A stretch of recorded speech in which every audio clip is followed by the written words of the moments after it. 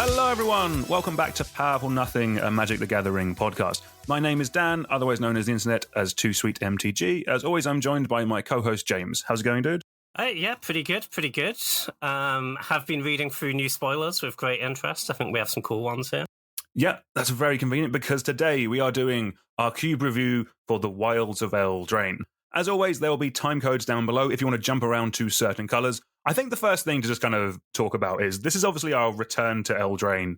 The first Eldraine set was right in the spot of the Fire design period where a lot of sets came out with a lot of very powerful cards. So the first Eldraine brought about like some really broken cards, things like Oko, things like Questing Beast, like the original adventure cards are from Eldraine. There's a lot of cube cards from Eldraine.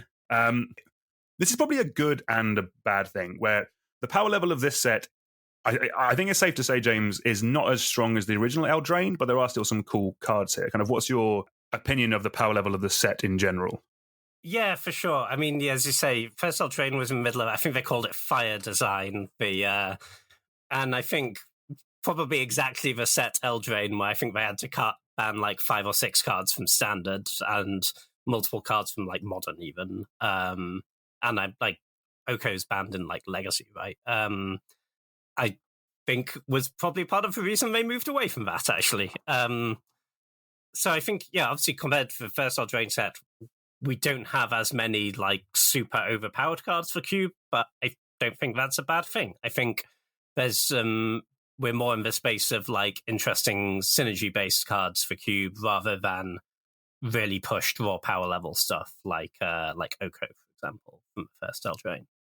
No, exactly. They've kind of found this sweet spot over the last couple of sets where kind of there's like a lot of cool synergy cards where you can boost up archetypes. And in terms of just raw power level, there's normally a couple of cards nowadays, which is kind of, that is actually quite nice from a cube design point of view. Like just not having to buy 20, 30 new cards every set isn't the end of the world. Yeah, 100%. And I think the really pushed raw power level cards at this point, they mostly save for things like Modern Horizons that don't have to go through and break Standard on their way. Yeah, don't remind me that Modern Horizons 3 is like 8 months away or something like that, maybe less. Okay. Better start saving now, I guess. That will be a long set review.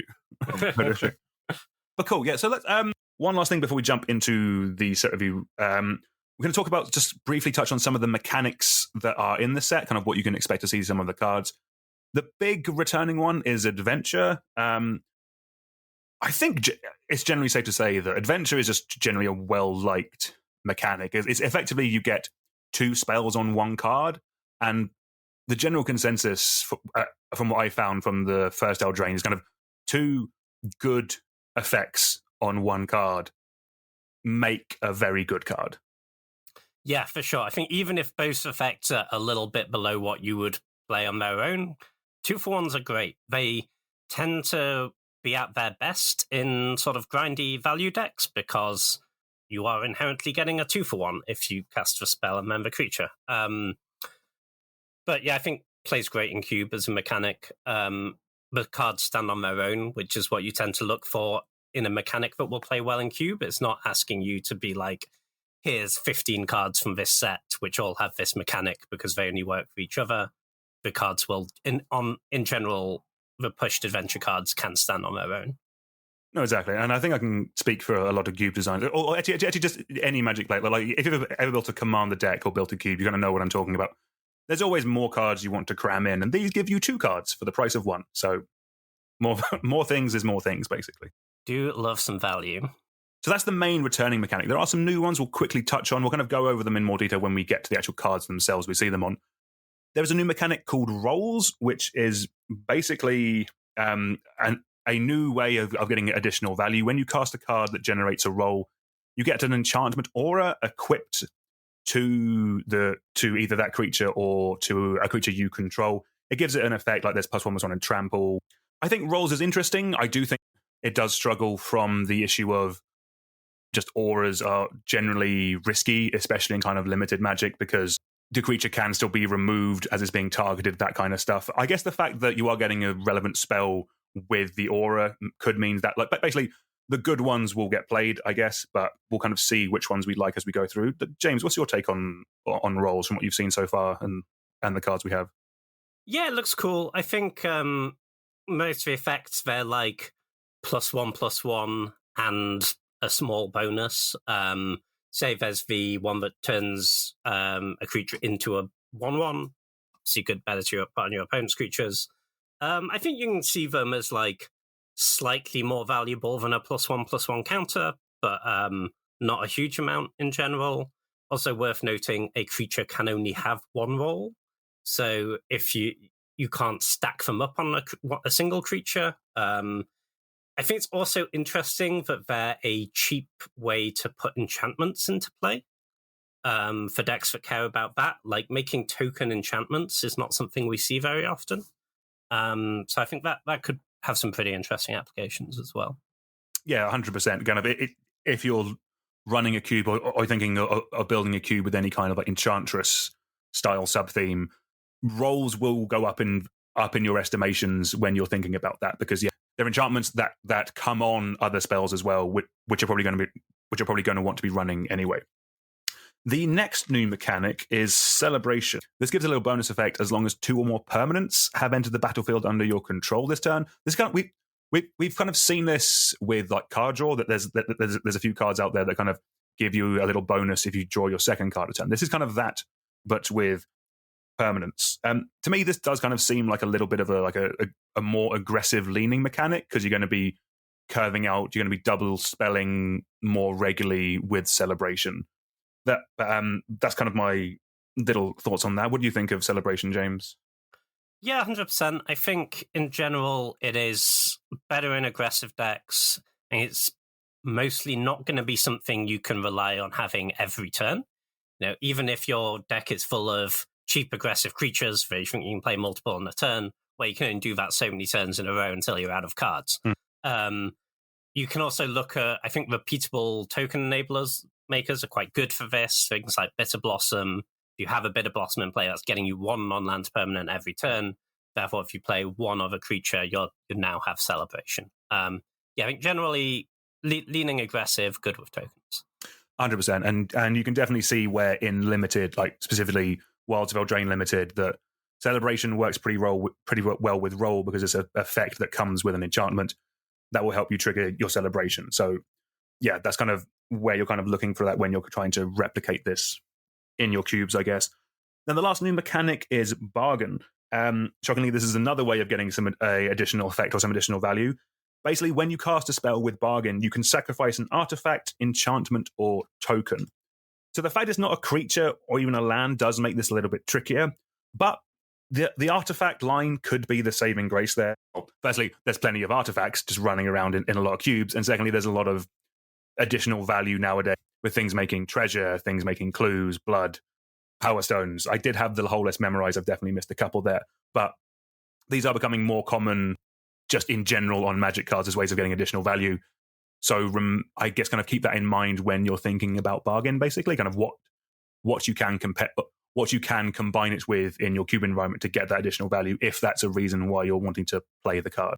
Yeah, 100%. I think it's worth noting that you can't sacrifice most creatures, but you can sacrifice any token. So if your Aristocrats deck has a lot of token making, Bargain will let you sacrifice those creature tokens for that effects, which is nice. Cool, right. So with the power level and with mechanics out of the way, should we take it away with our first white card? Okay, so first up in white, we have Cheeky House Mouse. It is, some of the names are great in this set, by the way. It is white for a 2/1 creature with some flavor text, but it does have an adventure. The adventure is Squeak By. It is a sorcery for a single white mana. Target creature you control gets +1/+1 till end of turn. It can't be blocked by creatures with power 3 or greater this turn. This looks solid. White for a 2/1 creature does not need a lot of help. We do have several of those effects, so we need a little bit. And I think this adventure is relevant. First thing to say here, if you have this on your opening hand and you don't have another 1-drop, This is not an adventure creature you will be saving to get value from your adventure later. If you can play it on turn 1 as a 2/1, that's like 80% of what this card is doing. And White Weenie does want that. You want to get out to those fast starts, and that means 1-mana creatures. And of course, the downside of a 1-mana 2/1 is it's pretty terrible as a top deck later in the game. This adventure does a little bit to help that. It's pretty situational. This isn't a combat trick, it's a sorcery, so you're just going to put it on your creature in an attempt to get through blockers mostly.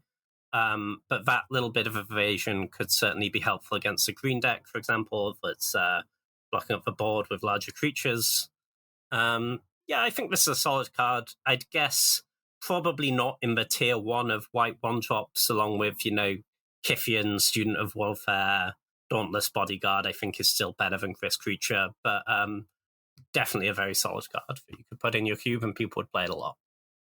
Yeah, completely agree. One thing that white does struggle with a little bit more than mono red, I would say, just in terms of the aggressive decks, is like when your opponent stabilizes in mono red, you have burn. Like you have ways of getting that, of finishing an opponent off. In white, you can struggle with that a little bit, like unless you're casting like your Gideons or something like that. White can struggle a little bit more in terms of getting through that last bit of damage. This is a nice, like the squeak by sorcery is a nice little effect that it could push you over the edge in a game. I think the fact that this is an uncommon will help it see a lot of play, especially in Peasant. I was going to say just in terms of higher powered one, the fact it's not a human could be an issue. But the one thing with some of the human cards, like the main payoffs for humans in white is something like Champion of the Parish or Thalia's Lieutenant, which are both rares. So Peasant can't run those. So I'm kind of assuming that Peasant is less about the human tribal, more just about play efficient 2/1s with upside, and I think this could fit perfectly in there. Are you suggesting that Mouse Tribal isn't very good? I'm saying it's blossoming, James, and it's up and coming. Okay, yeah, I like that more. It's on the rise, yeah. Excellent, yeah. Infinitely more playable than before this set. 100%. Right, let's move on to our next white card. This is from the Commander set that comes with Eldraine. We have Court of Ardenvale. It is 2 white for an enchantment. When Court of Ardenvale enters the battlefield, you become the monarch. At the beginning of your upkeep, return target permanent card with mana value 3 or less from your graveyard to your hand. If you're the monarch, return that permanent card to the battlefield instead. So, when I first saw this, I initially was thinking like, this is a Lurrus that can get you back like a 3-drop as well. Like, let's talk about the upsides of this card first. Obviously, it coming down and making you the monarch is something that white likes. It is generally a creature-dense color where you're attacking a lot. It likes the monarch. It likes that additional card draw. The fact that this can get you back both a Strip Mine and something like a Goblin Rabble Master is quite good. Like, the difference between this and Lurrus only getting a 2-drop back, and this with 3 means you will just get infinitely more impactful spells. The downside of this card, I'm not even going to compare it to Lurrus for this part because the companion thing of it being just an 8th card in your hand is kind of a bit busted. But let's just compare it to, let's just think about this card when it's not good. And that's basically, this card is really bad when you're behind. Because effectively it's 4 mana to draw a card and give your opponent the monarchy. The fact that it's also beginning of your upkeep means that your opponent will get a turn to try and take this off you. This doesn't put a body onto the board. It's not like Palace Jailer, a similar costed white effect that removes a threat and gives you a body to protect the monarchy. So where does that leave the card, though? I think this is a very cool, very strong effect. Kind of like, I think you could definitely get lost in the upside, but I do think there are times when this will do stone cold nothing in your hand. And we say this a lot of times, but white 4-drops are super stacked. Like, this is competing against a lot of cards to try and get in. Like, it's even competing against the original Court of Grace from, I don't know, I thought it was Eldraine, but it might not be the original Court of Grace, but the other court in the cycle. I think this is cool, but I think it will struggle a little bit. What do you think, James? Yeah, I'd agree with most of that. I mean, listen, it's a monarchy card. Introducing the monarchy can be incredibly powerful. So, like, if you put it in your cube, people will play it because of that. I wouldn't get too lost in trying to maximize the returning permanence ability so much as the do you want to introduce the monarchy part of this card? Because if you introduce the monarchy and you can keep it, that's like way more power than you need from that. That will do a lot for 4 mana. And if you can't keep it, it will be disastrous. And regrowing a permanent is not going to be enough. So I think that's the main question you're asking yourself with, do you want this card in your deck if you've drafted it? The triggered ability, I think Court of Grace is a good comparison here. Like, it's 4 mana enchantments, a similar thing. That one gets you a 1/1 flyer if you don't have monarchy, and a 4/4 flyer if you do. I like that ability always works, whereas this one sometimes doesn't. It's very tempting to just assume that you're going to have that your creatures are going to be in the graveyard, and that's fine. Like, people play exile removal, people play bounce, people play mind controls. Sometimes they're just blocking your stuff. You don't always have reliable targets for that, especially if, like, in the second and third time it triggers, you'll often be out of targets. It doesn't mean it's a bad card, but I think there are better options at 4. Like, obviously, Palace Jailer's absurd and the best monarchy card by a lot. I think this is worse than, like, Court of Grace, though, for example, which is kind of the second tier. We're going to need to have a conversation at some point, I think, because I'm on the verge of cutting Palace Jailer from my queue, but it's tough. Like, white 4s, and we have, like, one thing I do want to say about this card is, like, we are past the point now where every monarchy card, like, or basically there are a lot of cards that make you the monarch now. We are at a point where we can be a bit choosy, and that's kind of one thing against Court of Ardenvale, is that we have other options. Like, if this was one of the few monarchy cards out there, then it would go up higher in our estimations. But there's a lot of cards, like the last Lord of the Rings set gave us a bunch of monarchy cards as well. Yeah, I think that makes it a bit tricky for Court of Ardenvale. And yeah, we do need to have a chat about Palace Jailer at some point, I think. Interesting. I look forward to it. And I think the other thing with there being so many monarchy cards, right, is even if you think this is better than one of the other white 4s in your cube, like, people aren't just designing cubes by what are the highest power cards I can put in. People are trying to create a good play experience. And do you want, like, 8 monarchy cards in your cube? Is that conducive to a good play experience? Probably not. I think you want it to be like an effect that comes up now and again, but isn't every game you play is about monarchy. So yeah, I think there are better monarchy options available. No, definitely. Do you want to take it away with our next white card? For sure. So next up, we have Expel the Interlopers. It is 3 white for a sorcery. You choose a number between 0 and 10, and you destroy all creatures with power greater than or equal to the chosen number. This is interesting. Obviously, you can just choose 0 and play it as a Wrath. As a Wrath, why are we spending 5 mana for it? It's the question. There are multiple 4 mana Wraths available and present in a lot of cubes. So to maximize this, we really want to be playing it in a deck where we're going to have our own creatures, which are hopefully smaller than our opponent's creatures. Say we have a board of 1 and 2 power creatures, we name 2 and hopefully kill all of our opponent's big stuff. And that sounds phenomenal. That's, there will be games where this is a 5 mana Plague Wind, and it will. Having said that, that's just not every matchup. It's probably not even the majority of matchups, even if you're in that small white creature deck that's maximizing this.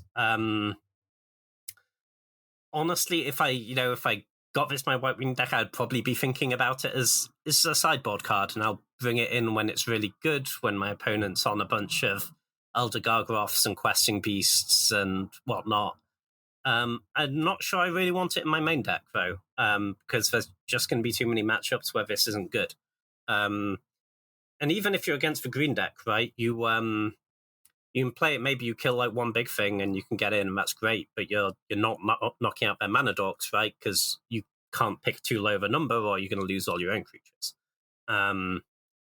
So yeah, I'm like a little bit skeptical on this card, but it's definitely interesting. It's like good play patterns as well, right? It's you'll have to make decisions about maybe you have to give up your Adeline in order to kill some of their creatures or whatever. Yeah, I think for a control deck, I think just too inefficient. Play a 4-mana Wrath instead. No, I'd agree. I think there could be something to say with this potentially being a decent budget option. I'm looking at the cost of the 4-mana Wraths compared to the 5-mana Wraths it is noticeable. We are talking $3 to £5 to 20p, that kind of thing. But if you're putting something together on a budget, this might be. I think I like this more than something like Fumigate. That one's 3 white, destroy all creatures, and you gain 1 life for each creature destroyed this way. Just because this does have the potential to leave you with something, it does give you that utility. I think in more budget environments, this could see some play, just because I'm hopefully this will be nice and cheap. And above that in power level, I completely agree. I think it is a sideboardy card, which always, whenever either of us say the word sideboard, it doesn't make me want to put it in my queue.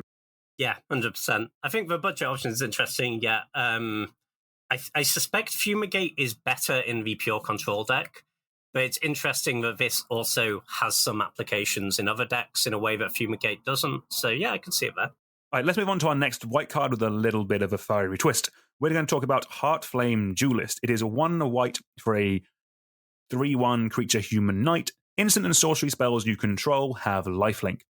It also has Adventure, Heartflame Slash, for 2 and a red. That's right, this is sort of a Boros card. Heartflame Slash deals 3 damage to any target.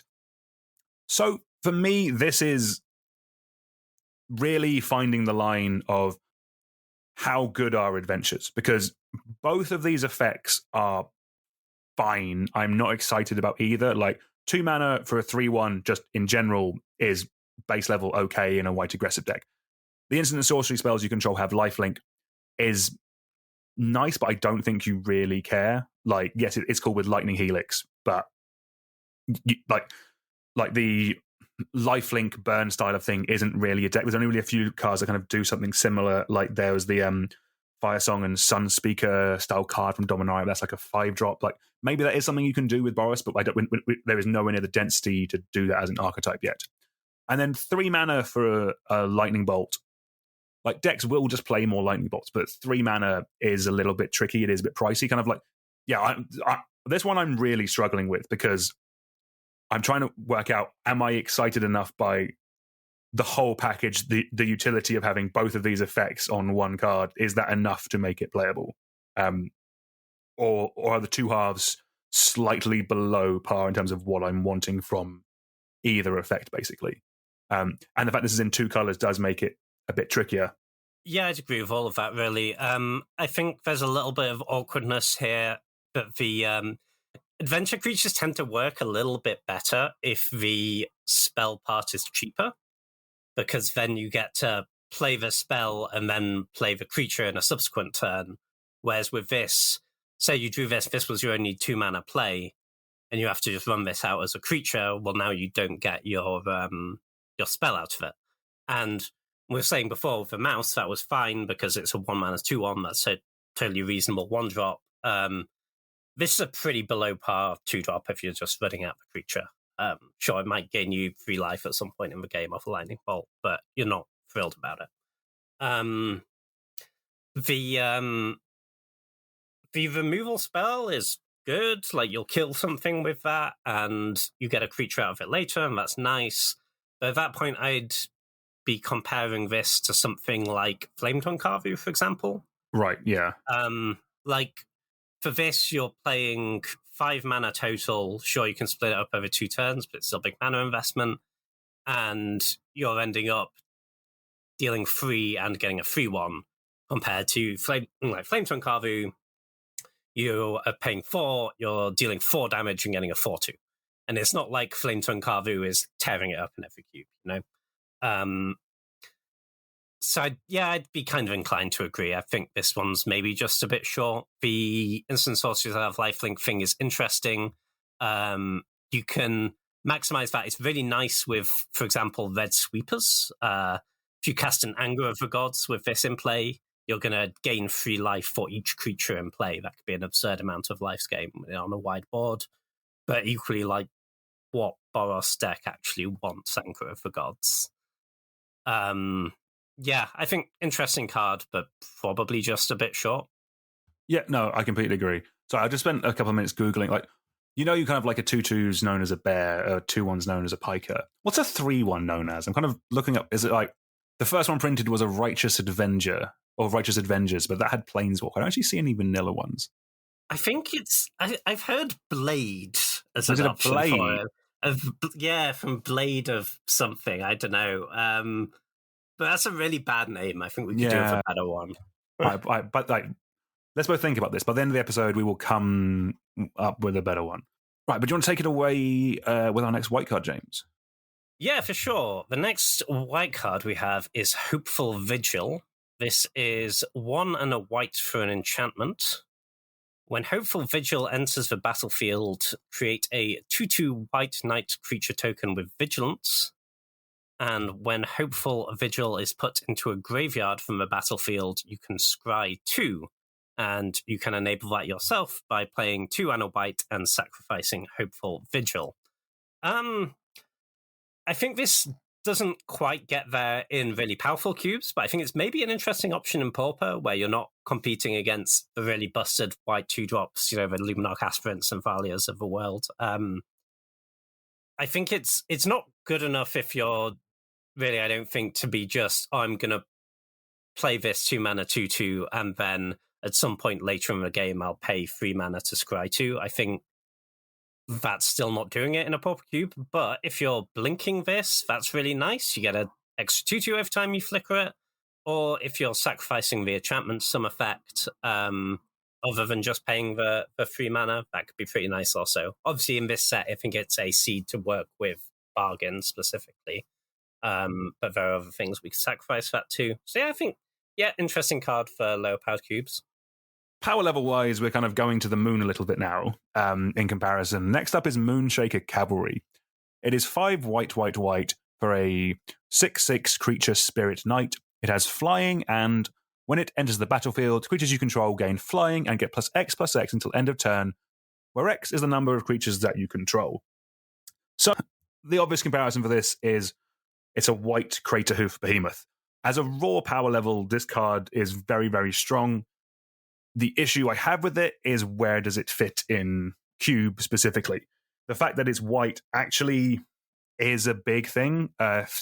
Triple white pips with this on an 8-drop is very tricky. So it's in white rather than green compared to Greater Hoof, so you're not you don't have access at all the mana dorks to ramp it out. You also don't specifically have natural order to cheat into play.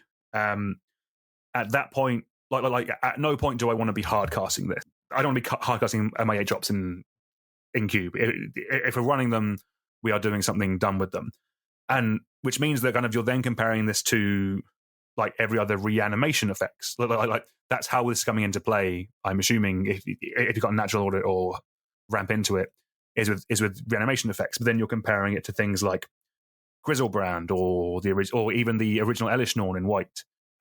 In Commander, I think this card is obscenely busted. If you open one, awesome. Slam it in a Commander deck, it's going to be great. I think in Cube, this is really difficult. I think it's an exceedingly powerful card. It's just in this weird spot that Cube doesn't really need. Maybe I'm being a bit harsh on it. Like I could be missing some stuff, but I'll have a think about some ways of getting this into play. While James, you tell me, what do you think about Moonshaker Cavalry? Yeah, I'm off it. I don't see what it does for any cube deck, really. 8 is way too much to be hardcasting, as you say, in a white deck. If it was green, sure, but not in white. Cheating it into play. Once I have done the work of cheating my 8-drop into play, I don't want it to have extra conditions. And if you don't have other creatures in play that can attack that turn, this does nothing. You've just reanimated a vanilla 8-mana 6/6 flyer. Yeah, there's a million better reanimation targets. Your reanimated deck's just not going to have enough creatures. Yeah, I didn't have enough time to think of a way of getting this into play and what. Yeah, the tricky part is like I can't even suggest in budget cubes, because this card will not be at all reasonably priced because people will want it for Commander. I was trying to think of a way of is there a way they're going to give your spells convoke? But then you're tapping all your creatures, and that doesn't really help you with this card. So, yeah, 100%. I guess you could have like a Boros aggro deck, and you randomly have like Through the Breach in this card. I mean, that's not. Yeah, I would win some games, but I think you would lose more games because you had a random 8-drop in your hand, not doing anything. Like, this could be a card they randomly put on the Vintage Cube as one of the new cards from the set. So, I mean, we might see it in play. Like, if you try this in Cube, do let us know down in the comments or let us know on Twitter and that kind of stuff. I would be interested to know the raw power of the raw power of this card is there. I think just specifically for Cube, I think it will struggle. But this kind of feels mad to say because this is one of the most pushed cards in the set. It just doesn't work specifically in Cube as it is now. Who knows in the future? Like, White's been getting like card advantage with initiative. Maybe they'll get a sneak attack or something like that at some point soon. I guess we'll find out. Yeah, so next up we have a Regal Bunnycorn. I love this card. Yeah, this is, for people who can't see the art, this is a bunny unicorn with it's basically a bunny with a horn. So it is 1 white for a star creature rabbit unicorn. Regal Bunnycorn's power and toughness are each equal to the number of non-land permanents you control. This is interesting. So obviously on its own, it's a 1/1. That's not good. But so you have to be playing this in a deck that makes a lot of non-land permanents. Realistically, that's probably going to be like a low curve white deck. Maybe with some tokens. Definitely has upside there. Imagine you go like 1-drop this Adeline. It's attacking as a 4/4 on turn 3. That's pretty strong. Having said that, once they start killing some of your other creatures, this just gets kind of small and they don't need to kill it. So I think that makes it probably not in the sort of tier 1 of white 2-drops. But I don't think it's a bad one. I think if you put it in your cube, it will see some good play. It will do some good stuff. It definitely has some like snowball-y potential and your really good draws if you're not disrupted, but kind of just doesn't do that much on its own. No, yeah, I'd agree with that. I think it is just 2 mana. Like the potential upside on this is very high. I think this is more of an archetype card than I think it initially shows. This if you have tokens specifically in probably like white green or white red, if you're going wide with your tokens, like I think this is just going to be a perfectly fine include in those kind of things. Like it doesn't get into just the generically most powerful ones because they're kind of playing just like more raw high power level. They're less synergy based, but in a more synergistic cube where it can be supported through basically tokens, I think it could be a decent include in those environments. Yeah, 100%. Like you see a lot of cubes that have something like black-white tokens as an archetype, for example. Like you have your Bitter Blossom going, you have this, it gets really big, right? Yeah, I think it sounds cool. I mean, right. So white Tarmogoyf confirmed. Awesome. Cool. Let's move on. All right, let's move on to Shrouded Shepherd. It is 1 white for a 2/2 creature spirit warrior. When Shrouded Shepherd enters the battlefield, target which you control gets +2/+2 until end of turn, and also has an adventure of Cleave Shadows. It is 1 black for creatures your opponents control get -1/-1 until end of turn. Importantly, this is also a uncommon, which I think is where it could probably see the most, or if it's going to see play, it'll see play in a peasant environment, because that adventure, like just having that kind of mini wrath, just on a perfectly fine creature, could be quite solid. Like, is Pestilence the one that gives -1/-1? What's that effect? No, Pestilence is the busted enchantment, isn't it? Yeah. There is Pestilence -1 deals 1 to everything. That's it. Yes. But yeah, just having that utility on a perfectly fine costed body that could help one of the other creatures get through some extra damage. I think it means that this could see some play, like because of the way that they've done the adventures in this set. Kind of, you're not really going to include this in your guild slot. Like we're all going to cheat with these a little bit. We're going to put it probably in our white section, and it's just an additional bonus for like either the Orzhov player or the player who is playing black. And just in general, kind of like one of the things we spoke about, I think I can't remember. I think it was there was a set. No, it was Commander Masters, where it was the first time we'd had two like 6 mana board wipes downshifted to uncommon. Like there still aren't that many. So just having that -1/-1 effect on specifically creatures your opponents control, just on a body that you're probably going to be fine playing anyway, means that this could have some decent utility. Yeah, for sure. Seems like definitely a nice include in Peasant Cube. If we just evaluate it as the creature and ignore the adventure for a minute, then it's a fine 2-drop if you have a 1-drop first, right? Mm-hmm. Getting that extra damage. So it does push you in that direction. The adventure is like situationally really, really powerful.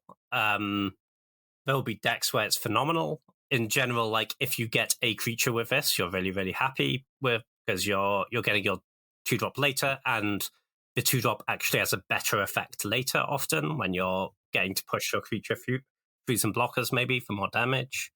Also worth noting with the adventure side, sometimes you'll get good value out of this even if you're not killing anything directly, because if both players have a built-out board and you go pre-combat, all your guys have -1/-1 attack with the team, and now a bunch of their blocks that looked good aren't good anymore.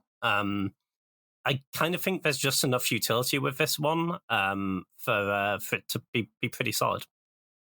Yeah, definitely. Yeah. In a peasant environment, I think this could just be really annoying for your opponent. But yeah, 100%. Next up, we have Spellbook Vendor. This is 1 white for a 2/2 creature human peasant. It has vigilance, and at the beginning of combat on your turn, you may pay 1. When you do, create a sorcerer role token attached to target creature you control. And as a reminder, a sorcerer role is a aura that gives +1/+1, and whenever this creature attacks, you scry 1. This is a cool card. So first up, evaluating it sort of a base level, say you put it in your white aggressive deck, I think it's fine. It's not probably the best of the 2-drops, right? You compare this to something like Luminarch Aspirant, which gives you a +1/+1 counter for free every turn, and also notably, you can't pile up the rolls on one creature, whereas you can obviously put your counts on one creature. And it will, of course, have the downside of when you're curving out, if you play this into a 3-drop, well, then you can't pay the 1, and realistically, you're not going to not curve into your good 3-drop in order to make a roll. But having read that, it's really powerful later in the game. It's a 2/2 vigilance on its own. I think it's pretty good there. The place I'm kind of more excited for this card is if you have any sort of enchantments matter theme, which obviously isn't in every cube, but I think it's like definitely an archetype that's supported enough across enough sets that it's very viable. And if you have those enchantress effects, particularly, this gives you an enchantment every turn for just 1 mana.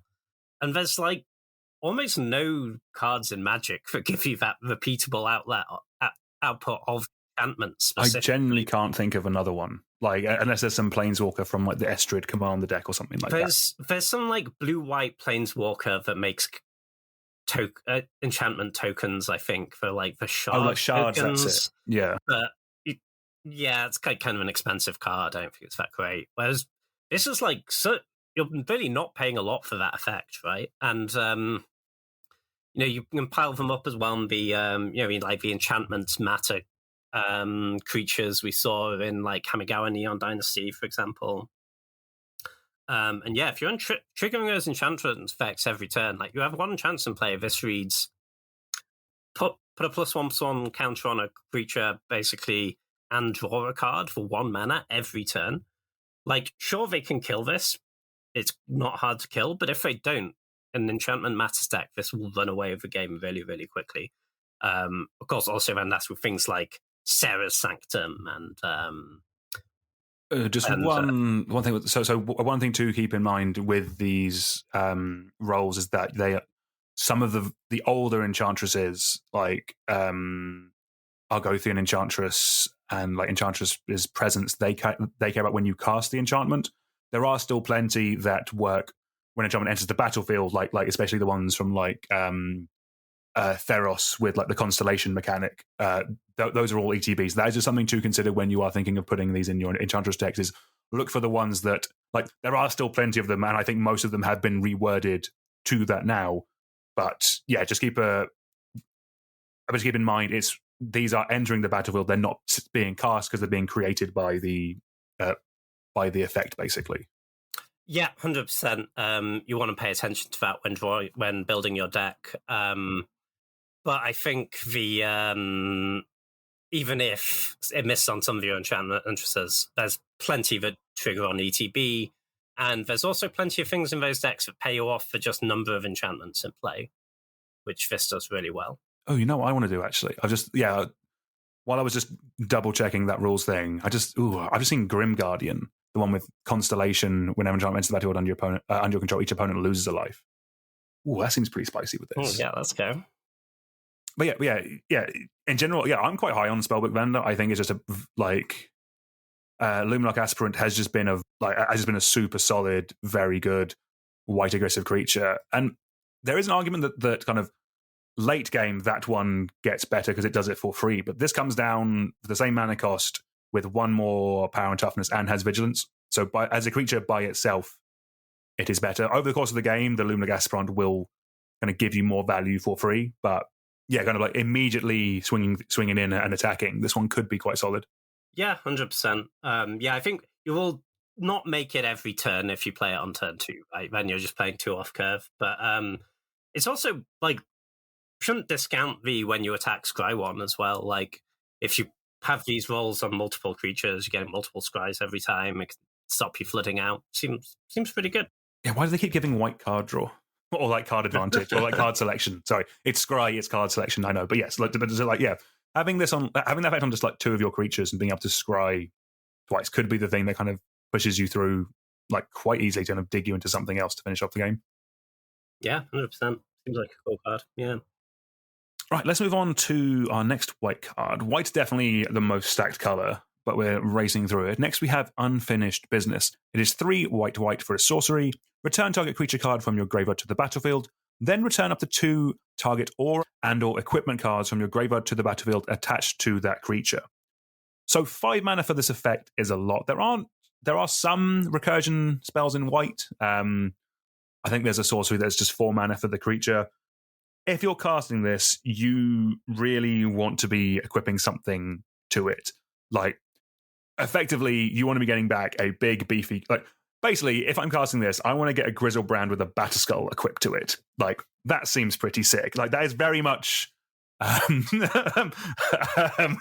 like, the best thing we can do with this, probably. I mean, actually, now I'm thinking about it, you could recur Deceiver Exarch and Splinter Twin, actually. That seems also quite good. Which is a nice way of kind of going with this. Yeah, the gist is this is very expensive for this effect, I think, but if there is a way of doing like recursion in white with some of the equipment as well, this could be quite good in that. Like, am I a bit too pie in the sky with this, James? Like, what do you think about this card? So I agree you need to be caring about the auras and the equipments, right? Exarch Twin is cute, but the problem is Deceiver Exarch doesn't have haste, so you just have to sit there and hope it survives. Getting back Zealous Conscripts and Splinter Twin, I guess, works. Well, let's go. Yeah. I don't think... I've never reanimated a Grizzlebrand and been like, oh, this is rubbish, I wish it had a Batterskull It needs more power and honest. toughness, yeah. And like, I'm not very interested in paying 5 mana to reanimate my Grizzlebrand. If I've gone through... Like, setting this up, I'm like, I don't know why I'm in white. I don't know why I'm paying 5 mana for this effect. So I think you need to care about the auras and the equipment, right? I'm really sure I have there is just like, do those decks want this like situational 5-drop? Or do they want just like, you want to be proactive there, right? Those decks don't get there by like hanging around for too long. Equipments don't naturally go to the graveyard very often. Yeah. Like, obviously they can. People can, like, upgrade your Jitte or whatever, and then you'll get it back, and that'll be good. but I don't think it makes it a card you want to put in your main deck. Auras do go to the graveyard a little more frequently, so maybe it has more of a home there as like your top end. If they've dealt with your threat, you can return it. You get up to 2 auras on it as well, so that could be, you can make a real beast out of your graveyard there. But I think in general, this is just a little too situational.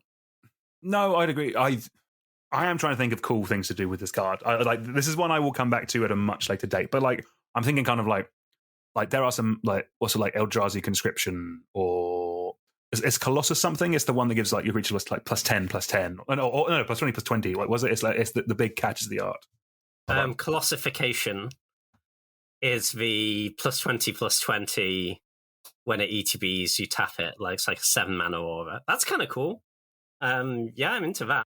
Like maybe that like you have this effect to cheat enchantments. Like there is Academy Rector.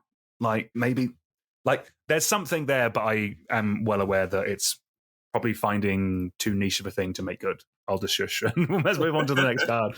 So I don't have to spend 20 minutes trying to think of things to do with this. Cool. Well, next up we have Virtue of Loyalty. This is 3 white for an enchantment. It has, at the beginning of your end step, put a +1/+1 counter on each creature you control and untap those creatures. And it has an adventure. The adventure is Ardenvale Fealty. It is 1 white for an instant. Create a 2/2 white knight creature token with vigilance. Yeah, I think this is kind of the definitive adventure, right? Both halves not quite good enough on their own, but probably decent together when you get both. And this curves out the way you want, right? You get your creature early, it's a bit under rate, but you're fine with it. And then later in the game, when you've emptied your hand, you've done your other stuff, hopefully you've built out a board, you play this Virtue of Loyalty, and you start getting value. I think the main downside here is that, I mean, obviously other than just the 2/2 for 2 being a little bit under rate, is that the enchantment doesn't give you the power until the end step. So it doesn't enable an attack the turn you play it ever. But it is, if left unchecked on a big board for a couple of turns, it will probably win you the game.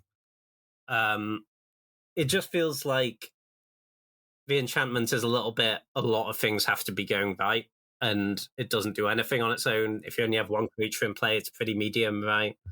But I think it's probably fine because, in those white aggro decks, you just need to get so many 2-drops into your deck and 3-drops and 1-drops so you can reliably curve out each game, because otherwise your other cards kind of don't work. And this lets you do that whilst having a bit more juice at the top of your curve. Yeah, 100%. Like, for me, this feels like this would have been one of the best cards in the Arena Cube like a year ago, back before they started putting in just like cheap, efficient creatures that kind of meant that games got a bit quicker. When things went like, this is like the card to like inevitability in breaking a board stall. Like if Wilds of Eldraine is a grindy format, by God, you want this card. I think it is very powerful. Like, repeatedly putting the counters on is going to be very strong. But yeah, it is. I think I like this more than like the Flamebrand one. Sorry, like the Heartflame Duelist we spoke about a bit earlier, where kind of both parts were slightly underwhelming. I think I am happy with the package of this card. I think a white deck is perfectly it's happy playing this. Like it's happy playing the instant adventure. So importantly, that is effectively flash on the 2/2 creature. So you could ambush an attacker coming at you if you are slightly behind, something like that. That is interesting. Like 2 mana vigilance flash for a 2/2. That's not bad.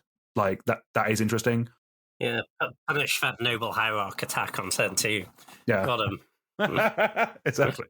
It definitely gets better if you are thinking if you are doing +1 counter stuff in your cube, because this is effectively a repeatable way of repeatedly putting counters on all of your creatures and kind of giving them vigilance as well. So that is quite nice.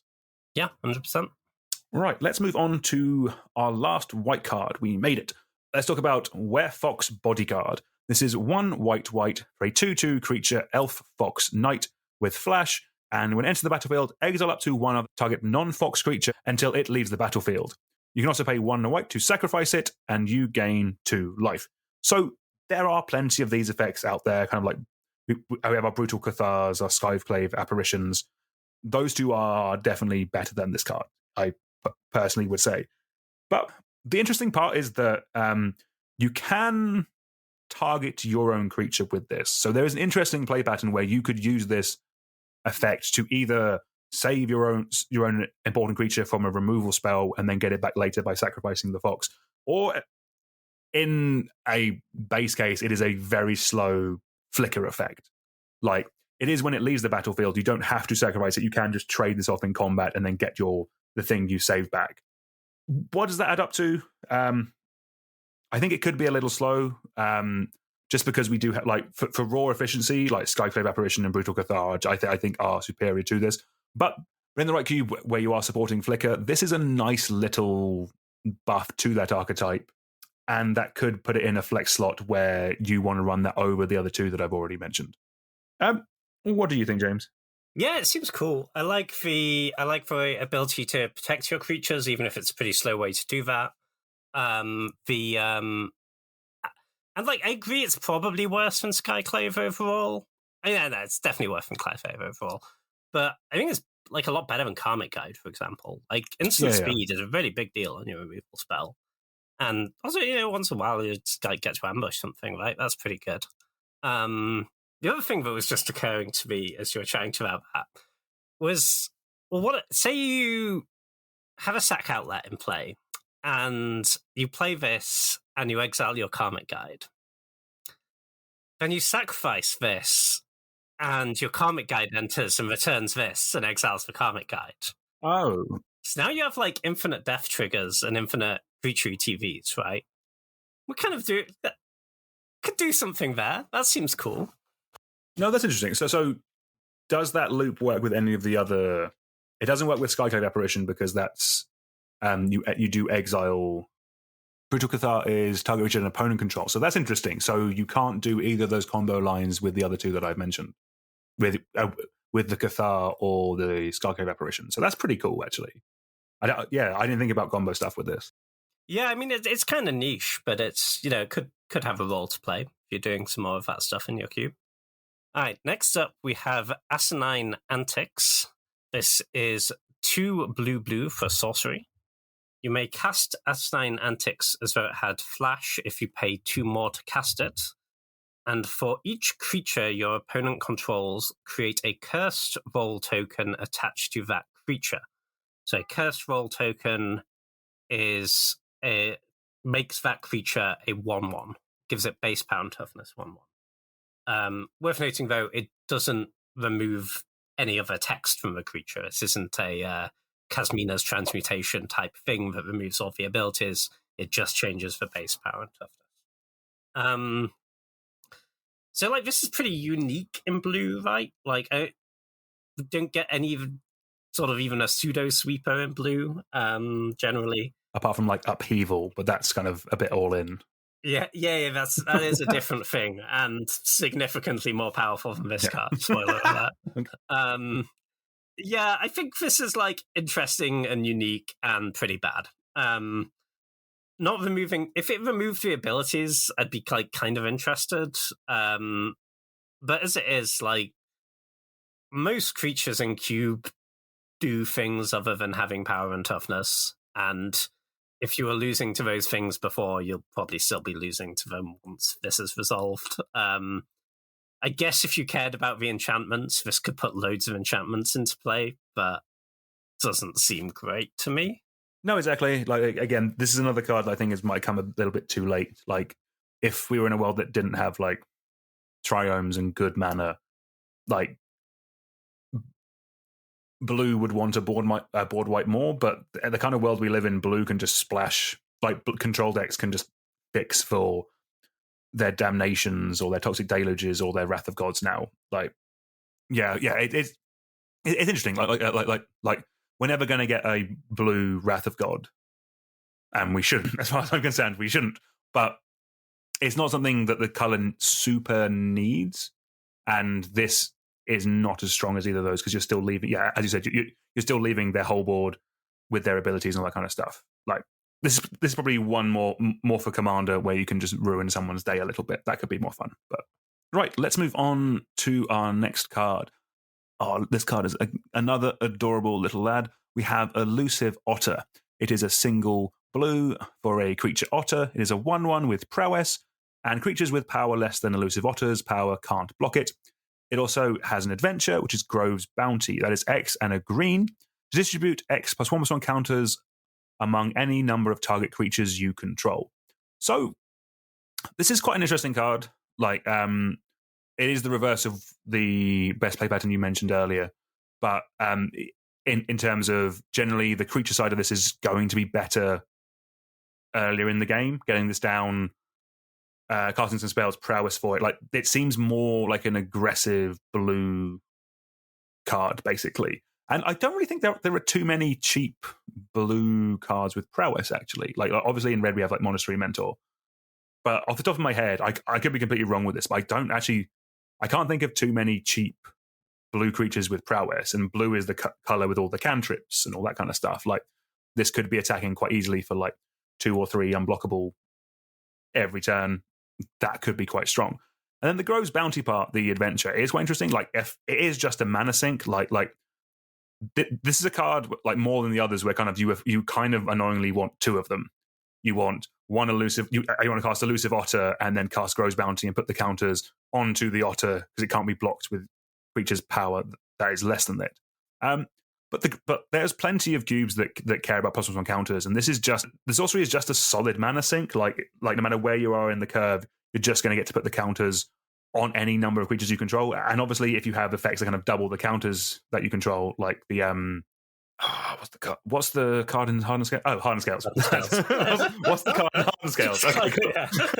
yeah. Yeah, obviously, if you have Hardened Scales or something like that doubles your counters, then that could be quite strong with this. I like this card. I think it's a little cute, not just artwork-wise in terms of the card itself. What do you think, James? Yeah, like, the prowess creature is kind of interesting. I think claiming it's going to attack for unblockable damage is generous. You've got to trigger this on some boards. You'll need to trigger this a lot of time before it's unblockable. Yeah, that's true. Like, the creature's interesting. The spell is powerful later in the game, which I think would be fantastic with +1/+1 counter synergies. And those exist in plenty of cubes. The thing is, those decks are never blue. Like, of all the colors, that's always the least orientated around +1/+1 counters, right? So I think it's kind of tough to make that work unless you're just jamming this in your green-white counters deck for the sorcery, which is maybe reasonable, but you can probably do better. Part of this card is it is actually pulling in 2 directions. Like, so essentially for this to get in, you kind of need like is it blitzy style of deck in your blue-red section, and you need kind of like a Miracle Grow kind of thing in your blue-green section, where kind of you're playing spells that kind of just constantly making your creatures bigger. Yeah, I could kind of see running it. Yeah, saying like like very aggressive blue-red aggro, loads of burn spells, and like maybe you have a couple of random untapped blue-green lands, and sometimes you get to splash the adventure part, but you're mostly in for the 1/1. No, exactly. Like I actually really like Blitz as an archetype. As you said, it's basically you're playing creatures, either evasive creatures or creatures that grow with things like prowess, and then playing like giant growths or like things that give them double strike, that kind of thing, to kind of just really ramp up the damage on your opponent and kill them super quickly, hence the name Blitz. I really like those style of decks, and I've never really tried to make it work in a high-powered level cube. I've seen it in kind of like lower-powered level cubes, and it's been quite good there. Maybe there's something to kind of try in the future, actually. I could be up for that. Yeah, that sounds cool. And the evasion ability is, on a lot of boards, going to be really hard to make work just by triggering prowess a bunch of times. But if you're casting pump spells on it, then it is a good evasion ability, right? Cast a giant growth, and there's not a lot of creatures that are going to block it. No, 100%. Like, yeah, this is a very build around specific card. Like, you will know if you want this, and this could fit into someone's cube perfectly, but the stars do need to align a little bit. Next card makes me a little bit sad. I'm so sorry. So next up, we have Quick Study. This is 2 and a blue. It says draw 2 cards. I'm on board with all of this. It is an instant. Rest in peace, divination. Yeah, this is, in terms of cube, this is completely fine, I think. It's instant speed's a really big deal in cube, especially in a deck that wants this effect, probably has plenty of other things it wants to do, and it's with its mana instant speed, like counterspells and whatnot. So it's nice just being able to fire this off end of turn and refill if they don't play into your counterspell. Is it the best card you could include to do that? Probably not. I'd be looking at things like Thirst for Discovery, the same cost instant, draw 3, discard 2, or discard a basic land card, I think is, in most decks, going to be better than this. But this is a common, so if we, for Pauper Cube, this is looking pretty nice. And never going to be a bad inclusion. Like, you put this in your queue, people will play it, but there are probably higher power level options out there. No, exactly. I think the big thing with Pauper Cube is, are you hard cutting divination for this if you're still running it? I am quickly looking at some Pauper Cube lists, and I don't actually see divination in there because you have things like Ponder, Preordained, Yeah, deep analysis, like, okay, compulsive research. Pauper Cubes don't lack for really good card draw, to be honest. No, this looks very similar to mine, actually. Yeah. Like, the 5 mana creatures that kill you, Pauper Cube has a real problem with. Yeah. But blue card draw, Pauper Cube is phenomenal. Kind of forgot Treasure Cruise was a common. Yeah, that was a design decision someone made. Yeah, my bad. Okay, cool. All right, let's move on to our next blue card. Next up, we have Shadow Puppeteers. This is 6 and a blue for a 4/4 creature fairy wizard with flying and ward 2. When Shadow Puppeteers enters the battlefield, create 2 1/1 black fairy rogue creature tokens with flying. And whenever a creature you control with flying attacks, you may have it become a red dragon with base power and toughness 4/4, in addition to its other types until end of turn. So, I'll be honest, there is a good amount of blue control finishes out there. At this point, you can very much kind of pick the one that takes your fancy. Like, if you untap with this, you are swinging with 12 flying damage. That is quite good. Like this is not coming out early in the game, so in theory, or with any luck, your opponent will be on less than 12 by that point. So this is kind of... this could be the win condition in a budget, in a budget cube. Yeah, we're very much at the point where you can pick the blue method of death that suits your fancy. This is a cool one. I do quite like this card. I like dragons. Obviously, this is better with more flying creatures, but when this attacks, you're already swinging for 12 flying damage. So I think the game is probably ending then. The issue I have with this as a control finisher is that, so when you have ward 2 on your 2-drop and you play it on turn 2, it feels like hexproof, right? Because they just can't Doomblade it until it's no longer relevant. When you have ward 2 on your 7-drop, they can pay by then, you know? And in general, if you're playing control finisher, you don't want it to just be something that's going to die to a removal spell, because you played a control deck, you presumably didn't give them a bunch of other great targets for a removal spell, they're pretty likely to have one. It will certainly, like, if you can stick it in play in your deck with some other flyers, like that ability, you know, you don't have to attack with this creature, it's any creature with flying. So it's kind of like an overrun the turn you play it, right? That's very powerful, but 7 mana, like, I don't see you playing it really in those sorts of decks. So I think it's a bit of a miss for me. No, I think that's fair. Like, blue-white flyers is a fairly common archetype in a fair amount of more budget environments, but yeah, if this is quite cheap, then maybe give it a go, but otherwise, yeah, I would be on board with that. All right, James, I'm going to be honest, the next card is the best card in the whole set. Would you like to read it, please? I I'm not sure I can deprive you of this one. I think you need to take another one here. All right, next up we have Succumb to the Cold. It is 2 and a blue for an instant.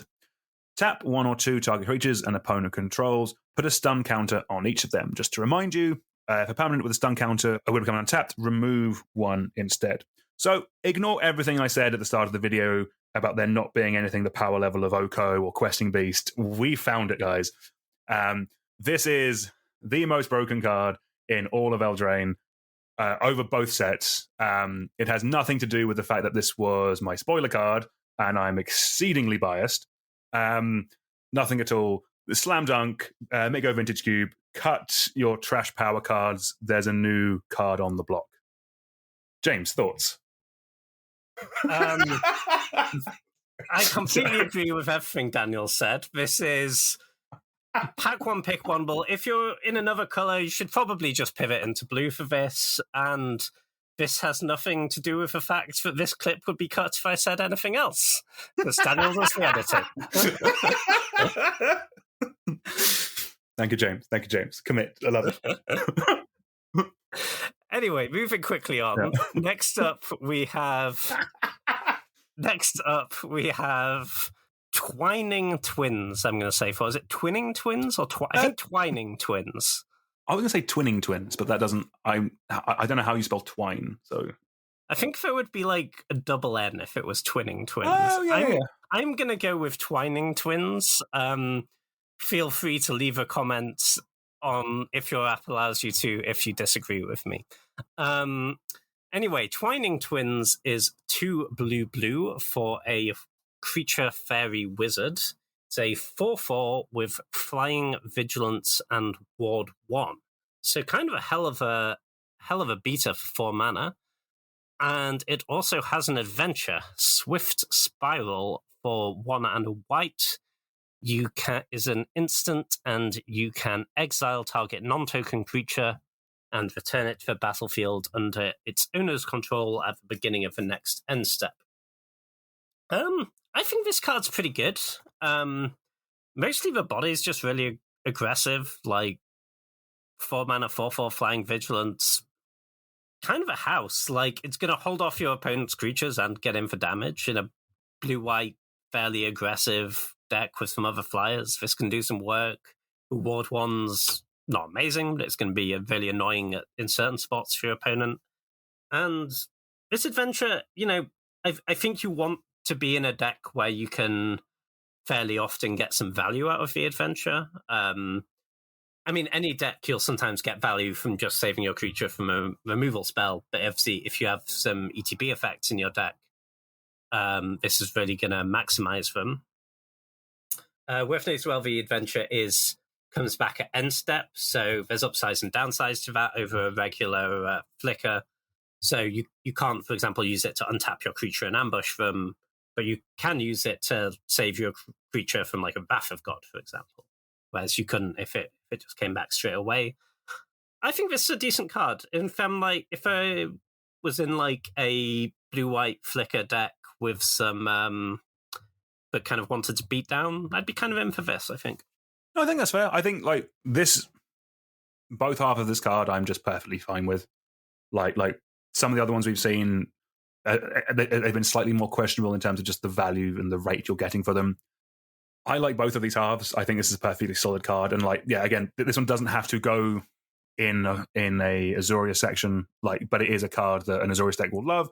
It's a deck. It's a card that a blue deck will just play, like a blue slower controller deck like this will slowly kill an opponent. For flying vigilance is a decent enough body. And then, the instant part, like Flicker is good. Just like I generally like having more of them just in cube, and this being on a relevant creature is a nice way of doing it. Like I love cards like Ephemerate and stuff, but you can't really run too many of them because they don't do anything. Like you need something else to go with them. This gives you the other card to go with it, even though you're not flickering this. It still gives you a reason to kind of put it in the cube because it's an instant, so this works really nicely with the evoke elementals or anything that you're cheating into play, stuff like that. It's just an additional way of getting more value out of them, and they are some of the most powerful cards in a lot of Magic right now. And any way to further abuse them is always going to be nice. Right, let's move on to our first black card, and I do have a feeling I'm going to be throwing this one swiftly back to James. First up, we have Beseech the Mirror. It is 1 black, black, black for a sorcery with Bargain. Just as a reminder, with Bargain, you may sacrifice an artifact, enchantment, or token as you cast this spell. So, search your library for a card, exile it face down, then shuffle. If this spell was bargained, you may cast the exiled spell without paying its mana cost, if that spell's mana value is 4 or less. Put the exiled card into your hand if it wasn't cast this way.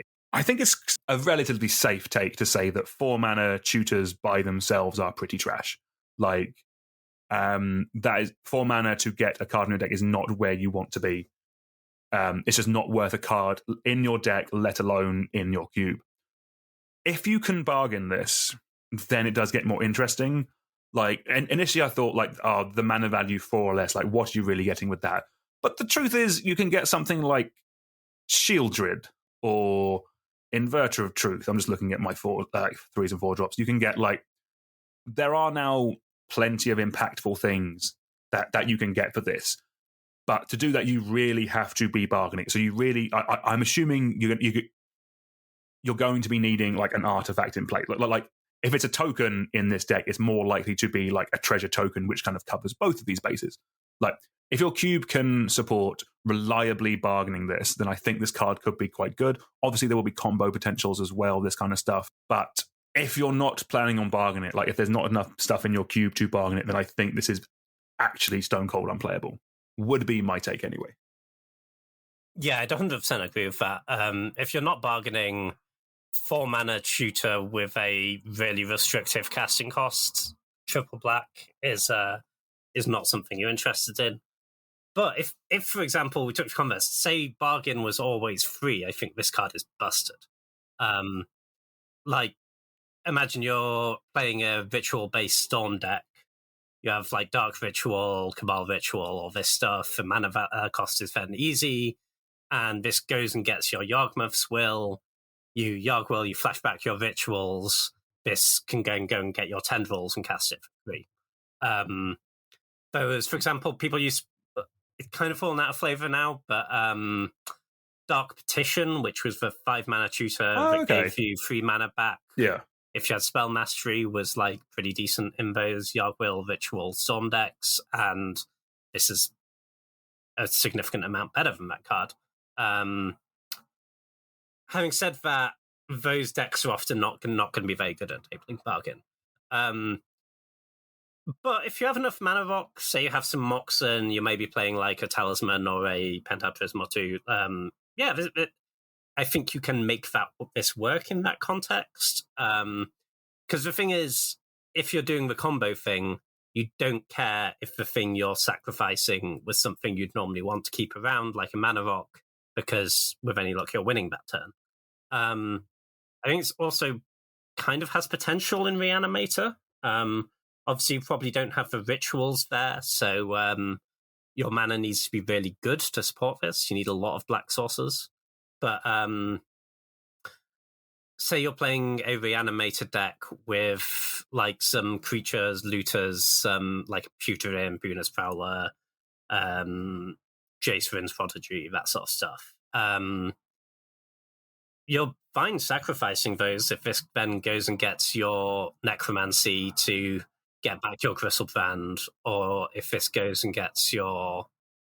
Sorry, bargain isn't creature. That is an excellent point. That is a really excellent point, which does somewhat make that less viable. I think with that in mind, you're probably looking at... Interesting, I think red-black Reanimator is kind of better at doing the token stuff, right? Like, you have stuff like Fable of Mirrorblaker, Blood-Tide Harvester, that sort of stuff. You can maybe make it work there, but it's kind of a lot harder to set up, and there's probably better ways for you to put together your combo at that point. And again, triple black is kind of rough. Also, even stuff like the Wheels deck is pretty interesting for this, right? If this goes and gets your Shieldred, you're maybe a bit more likely to have tokens there with stuff like Bowman obviously creates a token, that sort of stuff. And Mana Rocks, again, great with this. like just a thing that the 4 mana can get and cast your Shieldred, or can get and cast your Wheel of Fortune.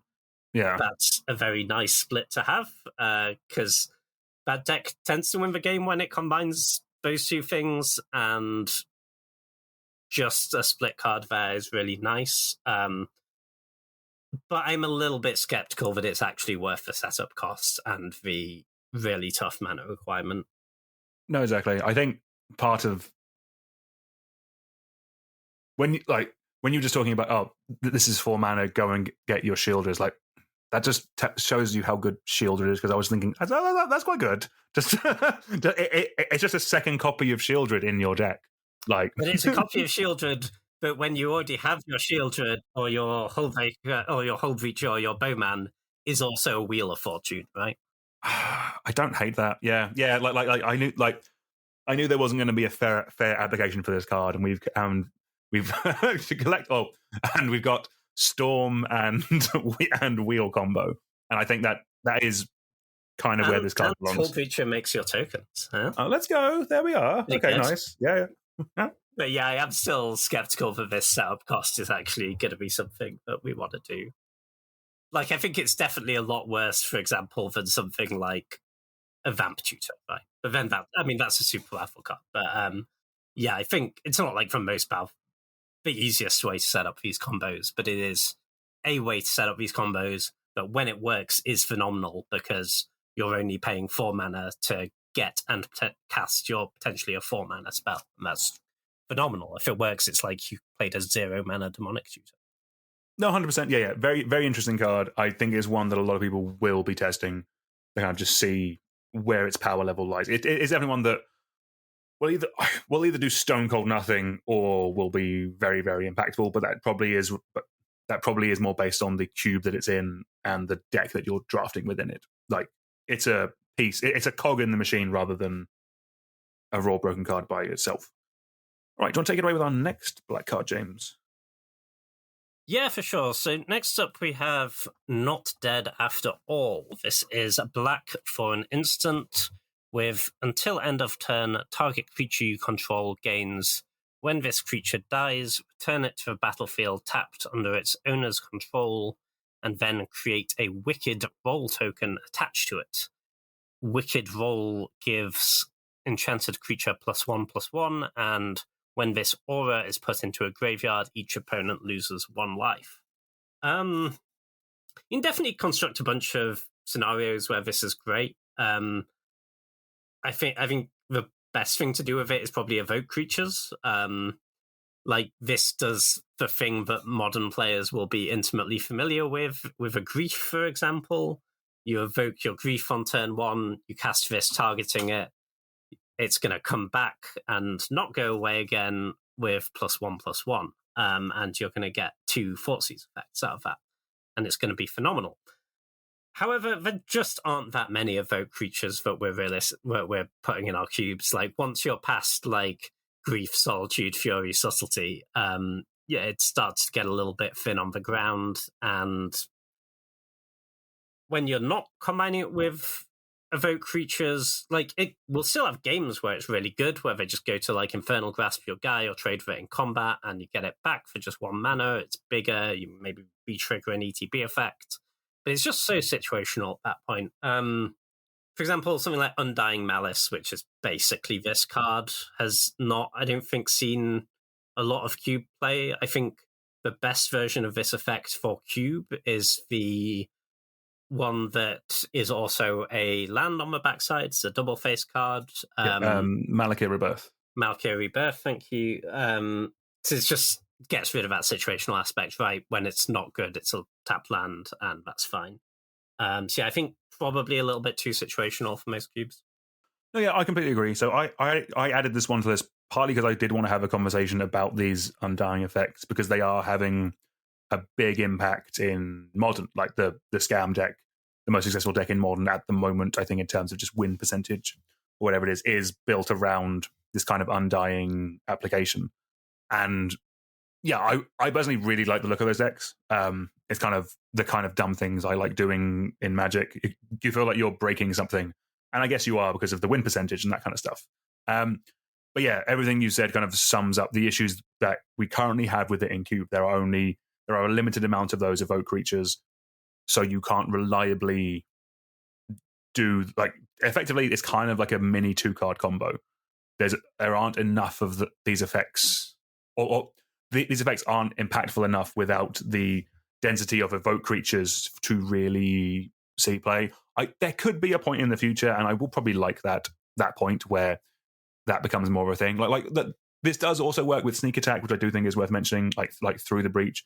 But I guess the idea with those is that you're specifically doing it with creatures that have such a big impact. You only need to attack once.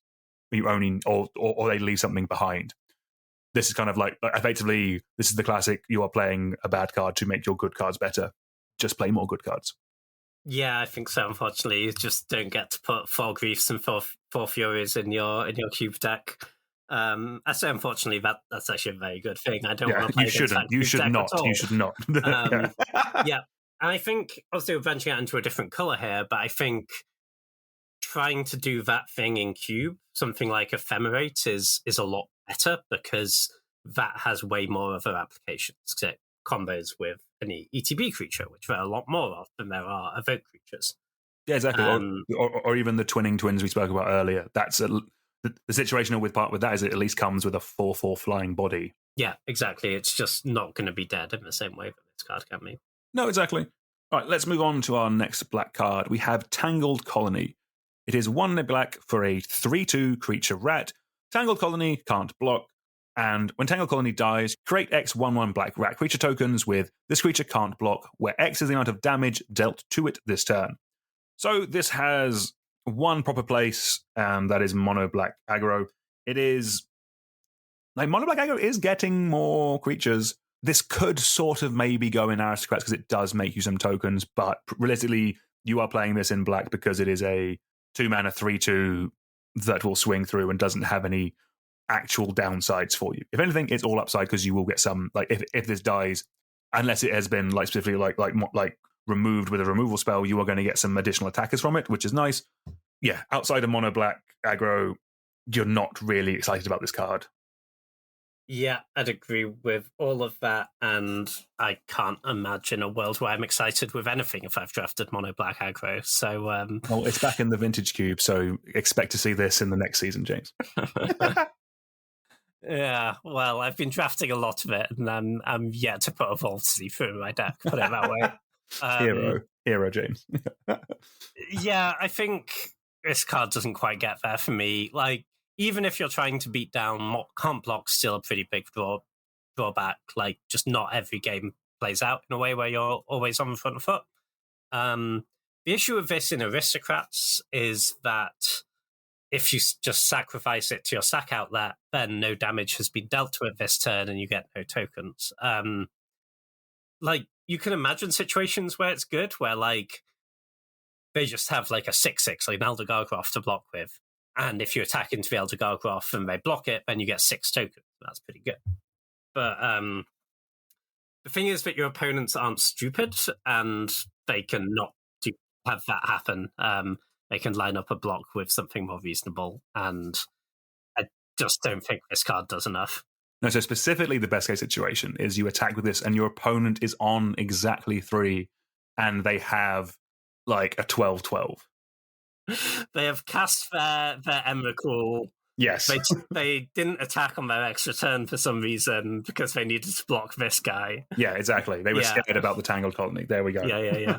There we go. Get your 15 tokens. We've done it. Mono black is good again. Let's go. Okay. Next up, we have Virtue of Persistence. This is 5 black, so 7 mana for an enchantment. At the beginning of your upkeep, put target creature card from a graveyard onto the battlefield under your control. And fortunately, it has an adventure, which is Lockthwain Scorn. It is 1 black for sorcery. Target creature gets -3/-3 until end of turn, and you gain 2 life. I'm pretty excited for this card, actually. I think this is pretty good. That removal spell is, like, like you wouldn't play it on its own, but it's not that far off. That gain 2 life is really nice because obviously this wants to go in a slower deck, so you're going to value that life gain. Like, sure, sometimes you'll have this instead of Infernal Grasp, and that'll have something massive, and you'll be sad about it. But you play against like mono red. This is great, right? Get that extra bit of life gain in your removal is a really big deal, and it gives you something really impactful to do with your 7 mana. Like, it's not like you wouldn't play this as a 7-drop on its own because it doesn't do anything immediately, right? It doesn't do anything till your next upkeep. It doesn't help you stabilize. It doesn't help you close the game right away. But if you're playing this attrition game and you've run them out of resources, then this will end a game like in pretty short order. It's very hard. It's pretty hard to remove. People don't have that many disenchants, and once the game has got to that point, there will be some good stuff in a graveyards to bring back, you would assume. I don't think we're not like trying to set this up as by like entombing big creatures. We're just getting back creatures that have died, and I think that's probably going to be good enough once we've got 7 mana. I think this card's pretty good. Obviously, like you can just play the removal spell and be not that happy about it in any black deck, but if you're, say, like a green-black slower deck that can get to 7, I think, I'm pretty into this card. Yeah, I 100% was going to say this is almost like just a Golgari card to me. In a deck chocked full of removal with a couple of mana dorks and ways of getting value from the graveyard. Like, this is, in everything apart from color pips, a Golgari card, and I quite like it there. I mean, I can also see it in, imagine you're like blue-black hard control, right? You just play this as your 2 mana removal spell, it's fine, and later in the game, this is a win condition, and it kind of saves you putting in a card that doesn't help you early just to win the game. This will help you early and will eventually win the game once the game is dragged out to that point, because you're playing enough card draw and you'll just make your land drops naturally and eventually get there. I could kind of see it there as well. No, exactly. I agree. All right, next we have our first red card in Decadent Dragon. Ooh, I love that. Right, it is 2 red for a 4/4 creature dragon with flying, trample, and whenever it attacks, create a treasure token. It also has a adventure. Expensive Taste is 2 and a black for an instant. Exile the top 2 cards of target opponent's library face down. You may look at and play those cards for as long as they remained exile. So, similar to the twins we mentioned earlier, this is a perfectly fine body. Like, I don't actually think mono red at all is excited by a 4/4 body, but like any kind of slower based red decks, it is a solid bit of beef. It will slowly chip away an opponent. Like your opponent will have to deal with a 4/4 flying trampler. That is also making you additional value in the treasure tokens every turn, because this is just going to continue beating down while it's in play. The adventure is kind of like Siphon Insight, which is a Dimir spell. Does a similar effect, but you only got to do it. But with that, I think that had flashback. I actually really liked Siphon Insight. I thought it was a very cool card. The ability to play cards from your opponent's decks is stronger than you think in Cube, because there shouldn't really be any bad cards. With this, I think you do need to be able to play both halves, because with the Expensive Taste, you can cast the cards you've stolen from your opponents, but you still have to pay the mana requirements for them. Like, you don't get a freebie in terms of casting them. Like if you take a green card from them, you have to cast it with green. So that's in theory where the treasure from the Decadent Dragon comes in. So that effectively boils down to, this is actually, the more I think about it, a Rakdos card, which is a bit of a hard sell, if I'm honest. I'm not sure. Like again, I think these split cards are better when kind of they both work independently of each other and both work together. I don't think the more I think about it, because you can't spend any mana, the black part doesn't work as well as I want it to. So then you are just left with like we're in a world where I'm complaining about a 4/4 flying trample that makes you a treasure token when it attacks. Welcome to 2023. Yeah, exactly. Exactly. Yeah. Am I wrong, James? Am I losing my mind a bit there? No, I kind of agree with you. And it's also like even if you're in Rakdos and you take a turn off to play the Black's part, and then you cast your dragon, and they just kill the dragon, and you've exiled a green card, and you can't cast it. So obviously, like, is good with other treasure tokens. Is I think part of it.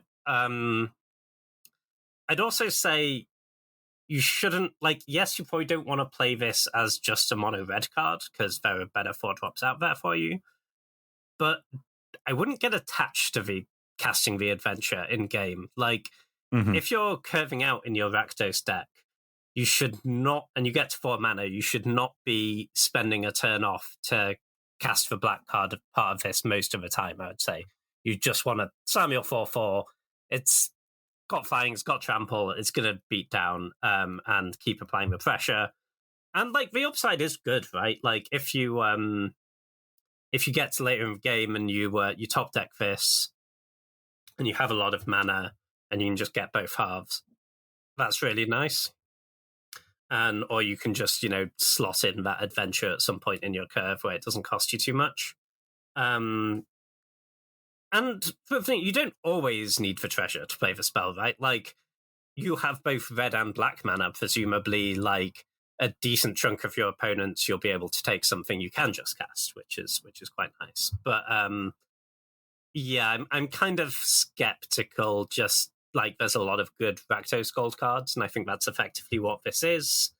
I suspect it just falls short a bit. I think, yeah, the fact that some of the time you're not going to be able to cast your card until you've got to attack with your dragon is a bit rough.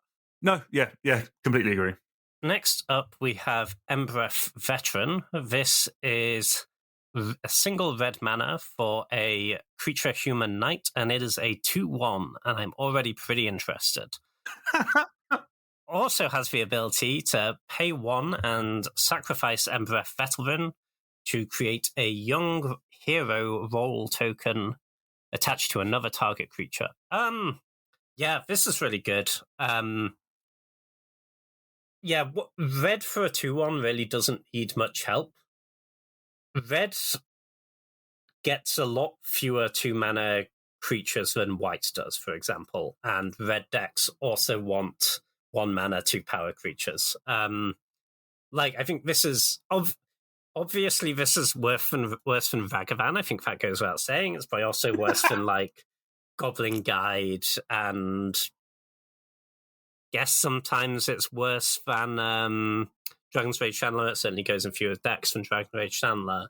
But I think this is like better than Zergo, for example, which sees a decent chunk of play in a lot of cubes. The sacrifice part of it, like, you're not going to do this super early very often, but it will definitely come up that you if you have like one creature that's slightly bigger than everything you've got and it's blanking your board, where you can sacrifice this, put the roll on another one of your small creatures, and it attacks slightly bigger, and it can maybe help you punch through, which is like pretty nice. Like, that's very valid application late game. Maybe you can stick on an evasive creature. Obviously, like, you can't put this on a dragon. It only gets the counters if it's toughness 3 or less. But it will make it will give you an attack a decent amount of the time, and that's like pretty good upside on your red for a 2/1. Like, it wasn't all that long ago people put Jackal Pup in cubes, I love the fact that, like, you were talking about Ragavan and stuff. Yeah, I put my cube together 4 years ago, and I had Jackal Pup in it, and it wasn't. Maybe 4 years ago that was not correct, but people were still putting Jackal Pup in their cube 4 years ago. Like, the world has fast forwarded so quickly. Oh well, I guess 1-drops in red have fast forwarded so quickly. Yeah, like. Yeah, 100%. This also has some, like, very kind of interesting applications. So, for example, if you put this roll token on a walking ballista, that's a pretty powerful engine. Oh, let's go. Because you can attack and get your counter on it, which can then obviously start mowing stuff down, and it's really powerful. And it never gets too big, right? Because when it's going to get out of range, you remove some counters to spread some damage around. That's pretty nice. I'm kind of interested in that. I guess in things like Hangerback Walker, other places where those counters have extra value is kind of interesting. Yeah, exactly. Yeah. This is just a super solid card. I really like it. Like, yeah. I haven't got too much more to add. It's 1 mana for 2/1 in red. The floor is so little. As again, I was talking about Jackal Pup. So yeah, really cool card. Peasant legal. It'll be played in Peasant cubes up all the way to powered, probably. Yeah, very cool card. All right, let's move on to Kellen the Fey-Blooded. It is 2 and a red for a 2/2 legendary creature, human fairy with double strike. And other creatures you control get +1/+0 for each aura and equipment attached to Kellen the Fey-Blooded. It also has an adventure. Birthright Boon is 1 and a red for a sorcery. Search your library for an aura or equipment card, reveal it, and put it into your hand. So, obviously, here is the obligatory Boros equipment card that we talk about in every single set. I do quite like this one, if I'm honest with you. I've liked the last couple. Maybe we're getting there. Let's talk about the creature first. So, 3 mana, 2/2 double strike is actually, I think that's just actually a good body. I'm actually quite happy with that. That is just very solid. The buff to all your creatures, even if you're not doing a full-on equipment matters section, it's not hard to imagine a world where if you see this early, you then take the Bone Splitter slightly higher, that kind of thing. Like, it's not hard to imagine a world where kind of like, even if you're not going full equipment, you can get a buff on this at some point over the course of your games. If you are doing an equipment matters thing, then this does become obviously way better because it becomes an anthem for all of your team. And then obviously the sorcery adventure side of things that tutors for an aura or an equipment, that'll obviously help you get that. I do think most of the time you're going to be going for the equipment over the auras, again, just because of... Oh, actually, now I think about that, this does actually get you, like, pacifism effects. This actually gets you, like, planar disruption, some of the pacifism effects. So so the fact that this can get you some removal is quite nice. And obviously we mentioned when we're talking about tutoring for auras earlier, it can also get your Splinter Twin, so as a nice little tutor for your combo pieces, if that's the way you're going with it.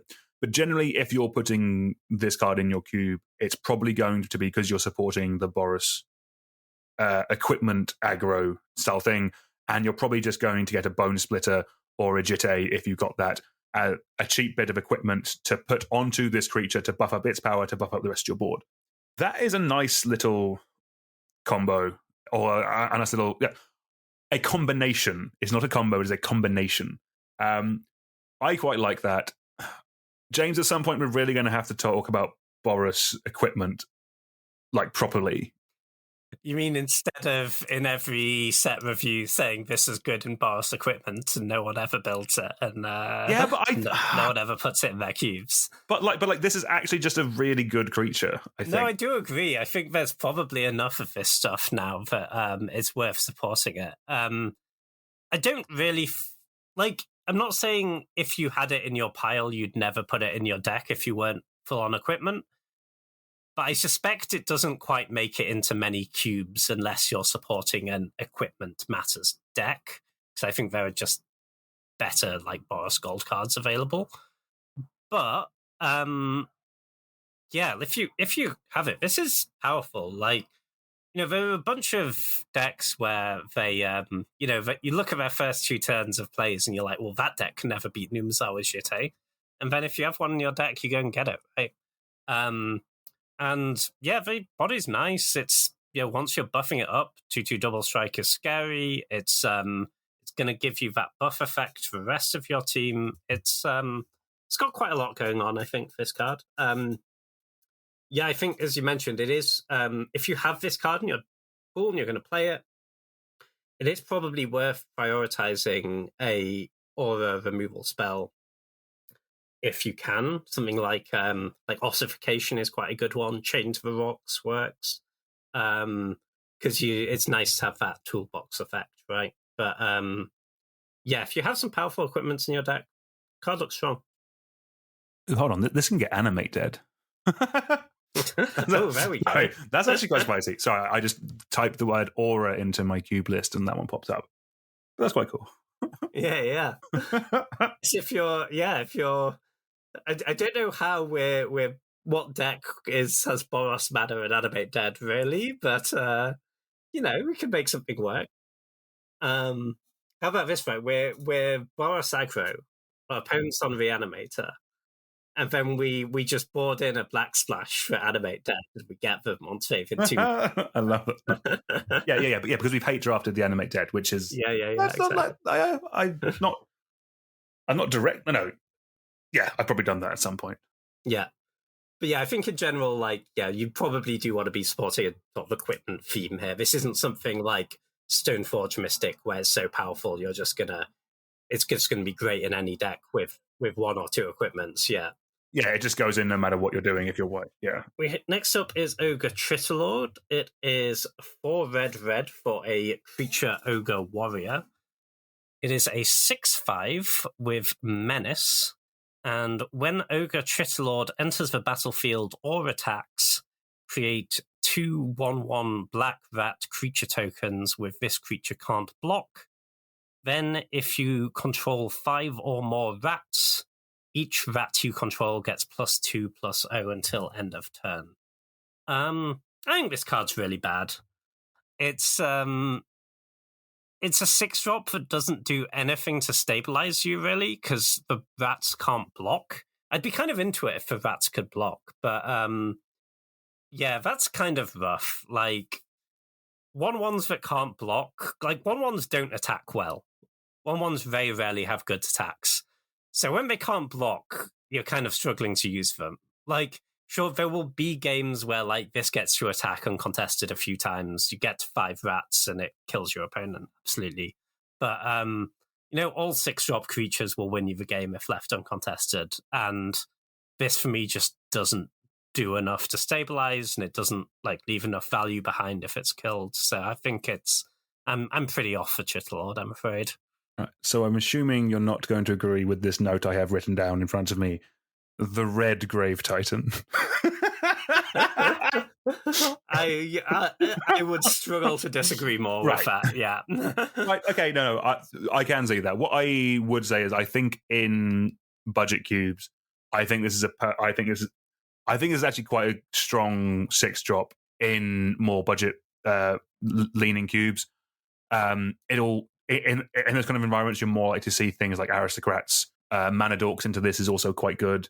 And if you're looking to build a cube on a budget, then this is going to be cheaper than stuff like Inferno Titan, or I don't actually have any red 6s in my cube anymore. But this will be cheaper than a lot of them, and I think in those environments it will win you games if you can get to a point where you're buffing up your rats. Then it will make them a lethal threat. But yeah, I do completely concede that kind of in more competitive environments, it's not as good as Grave Titan.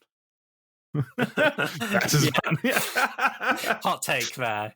Yeah, I would say that between the power level of Inferno Titan and the power level of this exists many, many Magic cards. And some of them will be budget enough that you could buy them. But maybe I'm too low on it. Do let us know if you disagree. All right, let's move on to our next card. Next up, we have Scalding Viper. This is 1 red for a 2/1 creature elemental snake. With whenever an opponent casts a spell with mana value 3 or less, Scalding Viper deals 1 damage to that player. It also has an adventure, which is Steam Clean. It is 1 and a blue for a sorcery. Return target non-land permanent to its owner's hand. So, I think this is pretty solid, actually. Let's talk about the creature first. So, that is a good, annoying effect that will come up quite a lot in Cube, because generally in Cube, you don't run that many high... because you're running the best of cards, that generally means that the cards you're running are cheaper, because you're running the best of them. So the curve in Cube is generally lower. And if you're in the red aggressive deck, so the Piker is a fine body in those decks. You're not blown away by it, but the fact that it's going to hopefully get through for some damage, but also then just sit there and punish your opponents for everything that they're doing, or for a large portion of what they're going to be doing, is going to be nice. The sorcery element, if this was an instant, I would be way more higher on it. That would make it much closer to... What's the one we already have in Cube, James? The... Brazen Borrower? That's it. Yeah. This is effectively the same adventure as Brazen Borrower, but it is a sorcery. I still think that is fine. Like it is cheap. It's 2 mana. It is a nice tempo play. In it is its spells deck. I do kind of like this combination of the two. Actually, no. Do I? No, I don't like this in its spells deck because all your stuff's going to be cheap and it's going to ping you for a ton of damage. It is spells your opponent's control. I like it. It's fantastic. I love it more. Yeah, I think this is a perfectly serviceable card. Like it's one where I can see the red deck wanting this. I can see the blue deck being fine with this as a tempo play, and then together on a card, I can see the Izzet deck actually quite liking this. I think it's pretty good. Yeah, I can see it. I think I would probably want to be able to cast for sorcery, even if I can't cast it every game. But I would want to have some chunk of blue mana in my deck.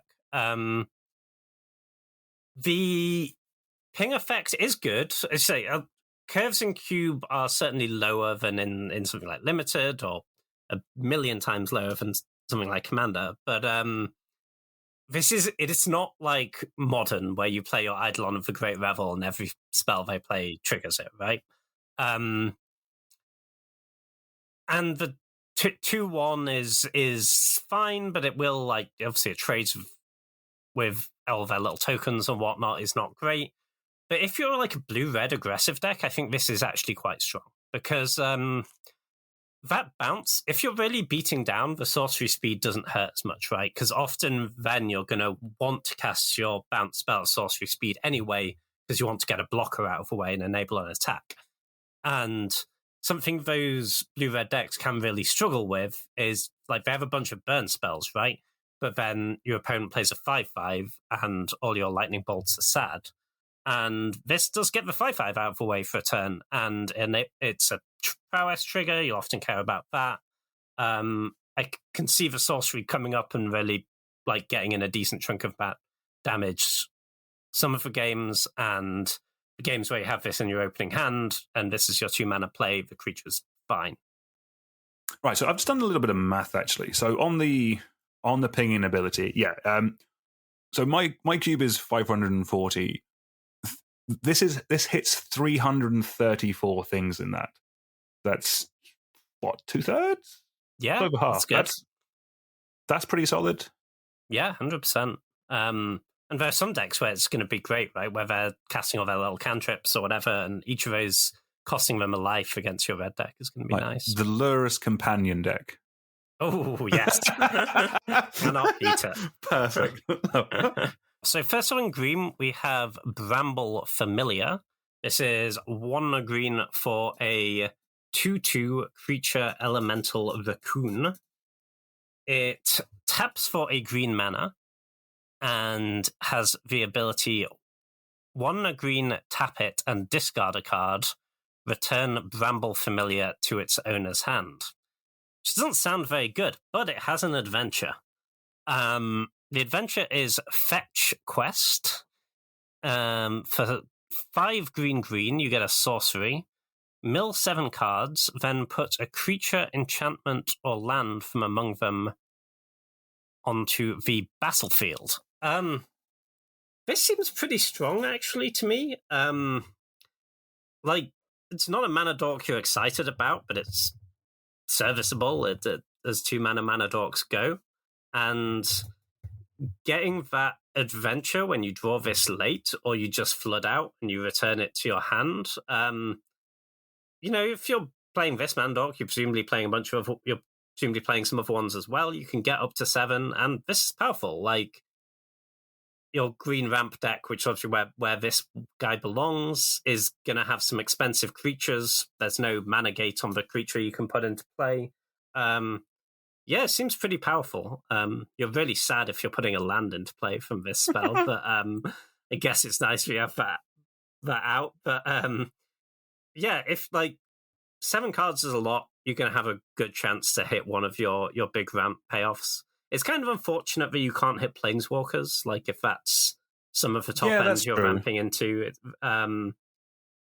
But like, you're not paying a huge amount to put this card into your deck, and yeah, Flood is absolutely a thing green ramp decks really struggle with, and this kind of gets around the problem of cheap creature, expensive adventure spell a little bit by giving you that out to return it to your hand. Like, obviously, it's not the most efficient thing in the world, but you can, once you're filling out, you go like, end of your turn, return this to my hand, untap, cast the adventure, hope to hit, your Fate off, your Woodfall Primus, whatever it might be. Yeah, exactly. Yeah, I think you've hit the nail on the head. That's the saying. Yeah, it basically does the two things that mono green kind of wants from a card. It does neither of them as efficiently as two individual cards, but you get both of these effects on one card. It's giving you that bit of ramp early enough to play your other spells, and then it is finding you the big thing and it's cheating it into play. Hopefully, like that's like neither of these are the most efficient we've seen on cards, but the fact, this is one card that does both of those things, and that is not something you get at all or often. So yeah, I think Ramble Familiar is going to be pretty solid. Like, especially again, like if this card is super cheap, like because obviously cards like Natural Order and like Hoof are quite expensive. Like currently, we're in previews, and this is like around like it's like €50, which I'm going to say is about 50-60 cents. Like if this card is super cheap, I think this is perfect for budget cubes, and could even see its way into some more powerful ones as well. I'm assuming that was like 50 euro cents. I mean, yes. I don't know what happened to the exchange rate, but I'm assuming it's not that bad at this point. So Scryfall. So I'm assuming this is just the faffery that comes around with cards not being released yet. It's currently $1.36 or 53 cents to a euro, like or 53, like 0.53 euros. There we go. So that's quite a difference, but it'll balance out at some point. All right, let's move on to, I'm going to say this now, my favorite card in the set.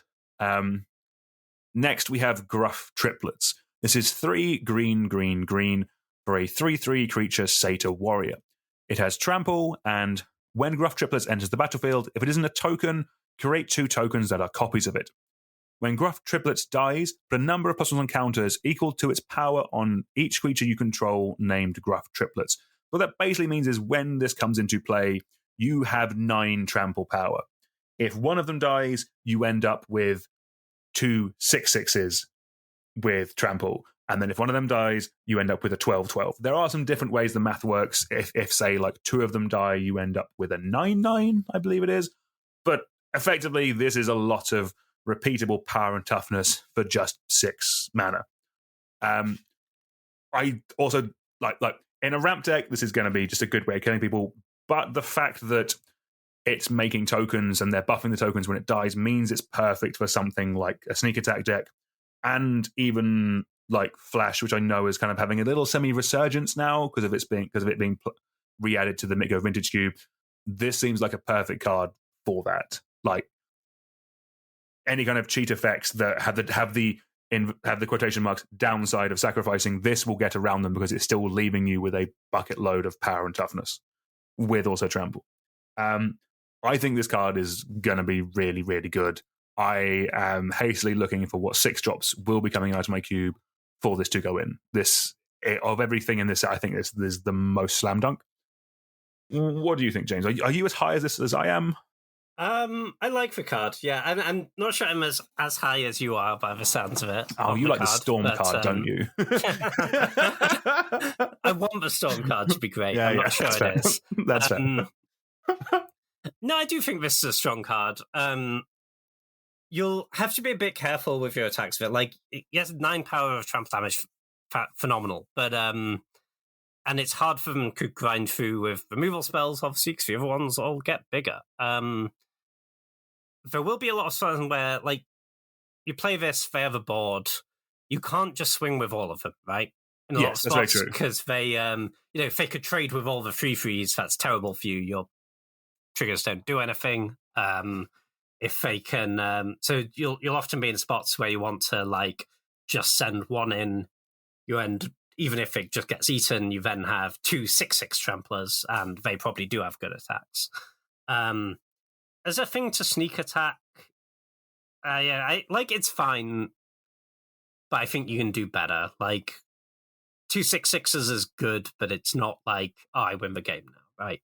It's not like you're sneak attacking an Archon of Cruelty or even like an Ashen Rider. I think is significantly stronger than this, but I think it is fine. And I think similarly with Flash, it's like fine, but there are better things, right? Oh no, I would agree. But I again, what I like about this is that it goes in those, but it's also just very castable in a green ramp deck. Like it fits that nice kind of overlap point that kind of like Atraxa had recently, where it was a reanimation target that you could natural order for. This is a sneak attack target that is going to be good, going to be solid, and is very attainable in a mono green ramp deck. Basically, it's kind of what it's kind of where I'm putting it. Sure. Yeah. Okay. Yeah. I mean, it's not like you're putting sneak attack in the mono green ramp deck. It's just that it goes in multiple decks. Yes. Right? Yeah. That's exactly. Yeah. More from like a cube structure point of view, this ticks the boxes that I want, basically. Like, that makes sense. Covers enough things. Yeah, for sure. It's also it's cool. It's really good with clones. Oh yeah, 100%. Yeah. To clone, you now have 6 of these guys, and if one of them dies, it pumps all the other ones. If one dies, you now have like 5 6/6 tramplers. If 2 die, you have 4 9/9. So that will close some games. I think the card's good. Awesome. Right. Do you want to take it away with our next card, James? Yeah. So next up, we have a card that was described to me as the regrowthiest regrowth that ever did regrowth. It is Loam Crafter Fawn. It is 2 and a green for a 3/3 creature Satyr Druid. When Loam Crafter Fawn enters the battlefield, you may discard 1 or more land cards. When you do, return up to that many target non-land permanent cards from your graveyard to your hand. This is a cool little value card, I think. Primarily, I think you want this if you're recurring lands. Because obviously you can just recur lands you discard, but I think kind of more importantly, if you're doing the like Ren and 6 Crucible of World thing, you have that going, you end up with 1 million lands in hand, right? Because you're making your land drops out of your graveyard, not out of your hand, and you draw some lands. Very true. Yeah. Wind up in hand. And if you play this later, this just like restocks your hand so well. It is unfortunate that it's non-land permanent. It can't get your instants and sorceries, but I think I think this has a role in those decks as like a later game value play. Once you're like attritioning your opponents out and stuff. It's a really nice way to restock. I think it's particularly good if your recursion engine is Life from the Loam, because obviously like dredging that will fuel your graveyard with good things to recur. Maybe some like Loam Bazaar pile can make good use of works. I do like cards that make Life from the Loam better. Oh yeah. You've got me, James. You've got me. Cool. That was easy. Yeah, like I don't think it's like an insane card or anything, but I think it could have a home. No, definitely. Yeah, like I'm really in a weird place with the lands deck right now. It's definitely one that I just need to kind of spend more time thinking of, because we've been trying some different things in my queue. Like we've been trying like a bit of a Golgari splash to do some of the sacrificing stuff.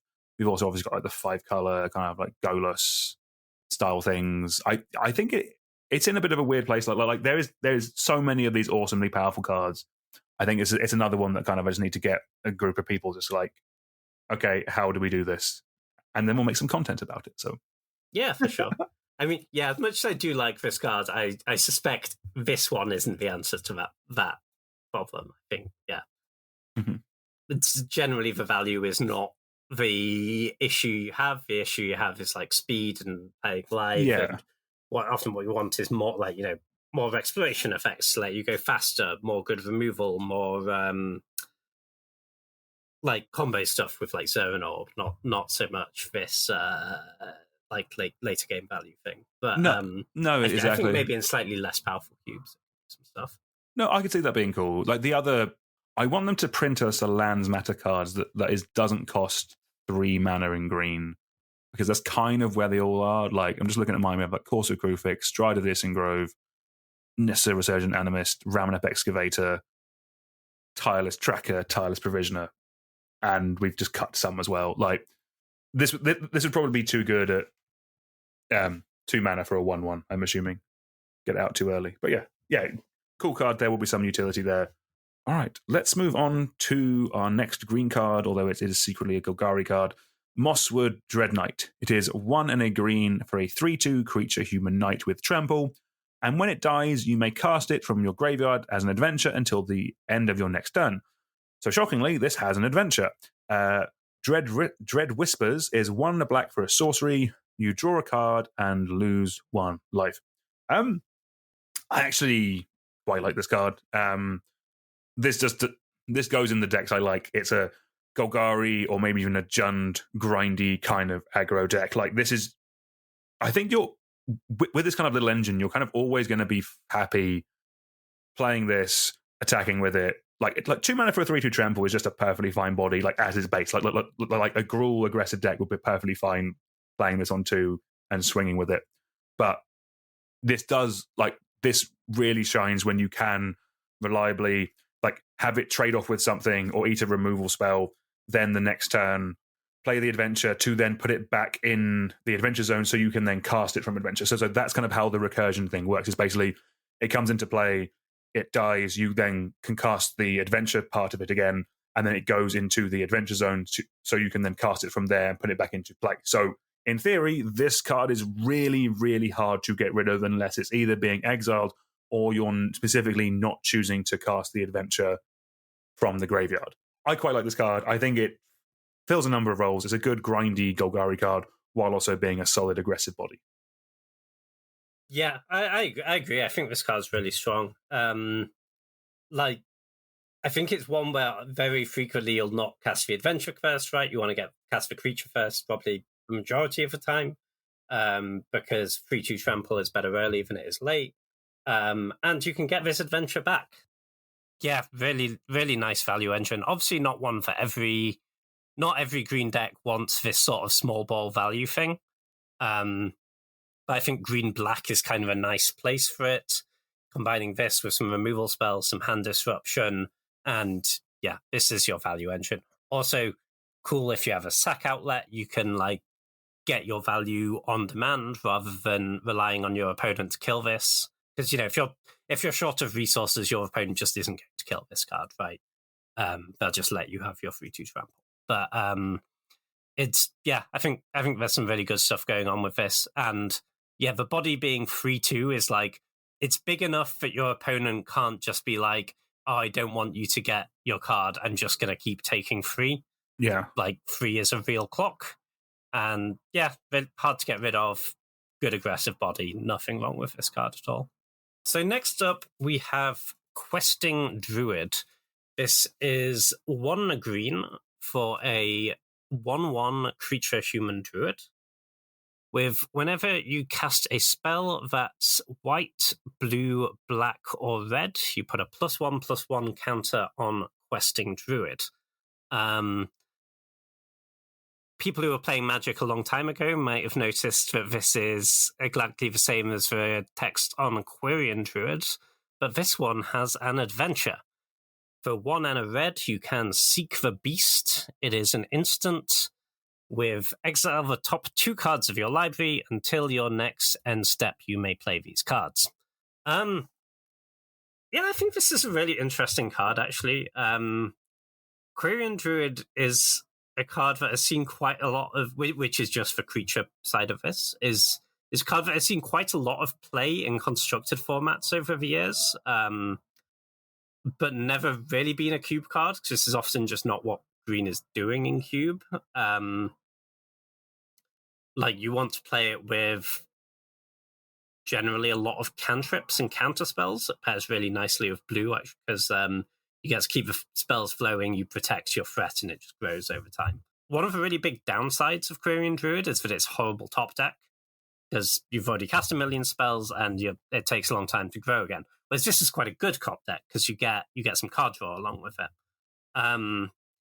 It's also quite nice that because it's until your next end step, you can like play the adventure, then cast for Quirion Druid, and the next turn you can play the spells you exile, which hopefully trigger your questing druid. Sorry, not Quirion Druid. I think it still kind of has the issue of, is this what green is doing in Cube? But too often playing this like little creature that grows over time and like trying to protect it and win with that. But I think it's a cool card. Like, obviously, you don't want to play this in a deck that's really heavy green. You want to be playing a lot of other colors with it. Say cantrips are great with this because they let you keep that train growing, let it keep growing. But yeah, I think this is an interesting card. What do you think? No, 100%. Like I really want I really like Quirion Druid. I really like that style of, yeah, like the Miracle Grow. The creature just grows over the course of game by you playing Magic. I think the issue with that is just the power level of it. Like, we've just talked about a 2-mana 3/2 with Trample with grindy value upside. This is a 2-mana 1/1 that you need, that has some value upside in the source, in the adventure, but then for it to become as much power that's going to be pressuring your opponent, you have to cast spells afterwards. Like, I really wish that these cards were really good. There will definitely be environments like where basically, yeah, I just think the issue is that just the power level with these type of decks isn't there at the moment. It doesn't mean it might not be there in the future. Like, who knows? Maybe they'll give us some multicolored evoke creatures in Modern Horizons 3, and then all of a sudden you're putting 2 or 3 cards on this out of nowhere. But at the moment, I think this one's a bit hard, especially if you are thinking like this is in theory a Gruul card. And as I mentioned, the last Golgari card, the Gruul deck will want more because it deals more damage quicker, basically. And I think that's the biggest issue with this card. Yeah, just a bit too slow, unfortunately. I think it's cool. I love it, but I just don't think it's there anymore.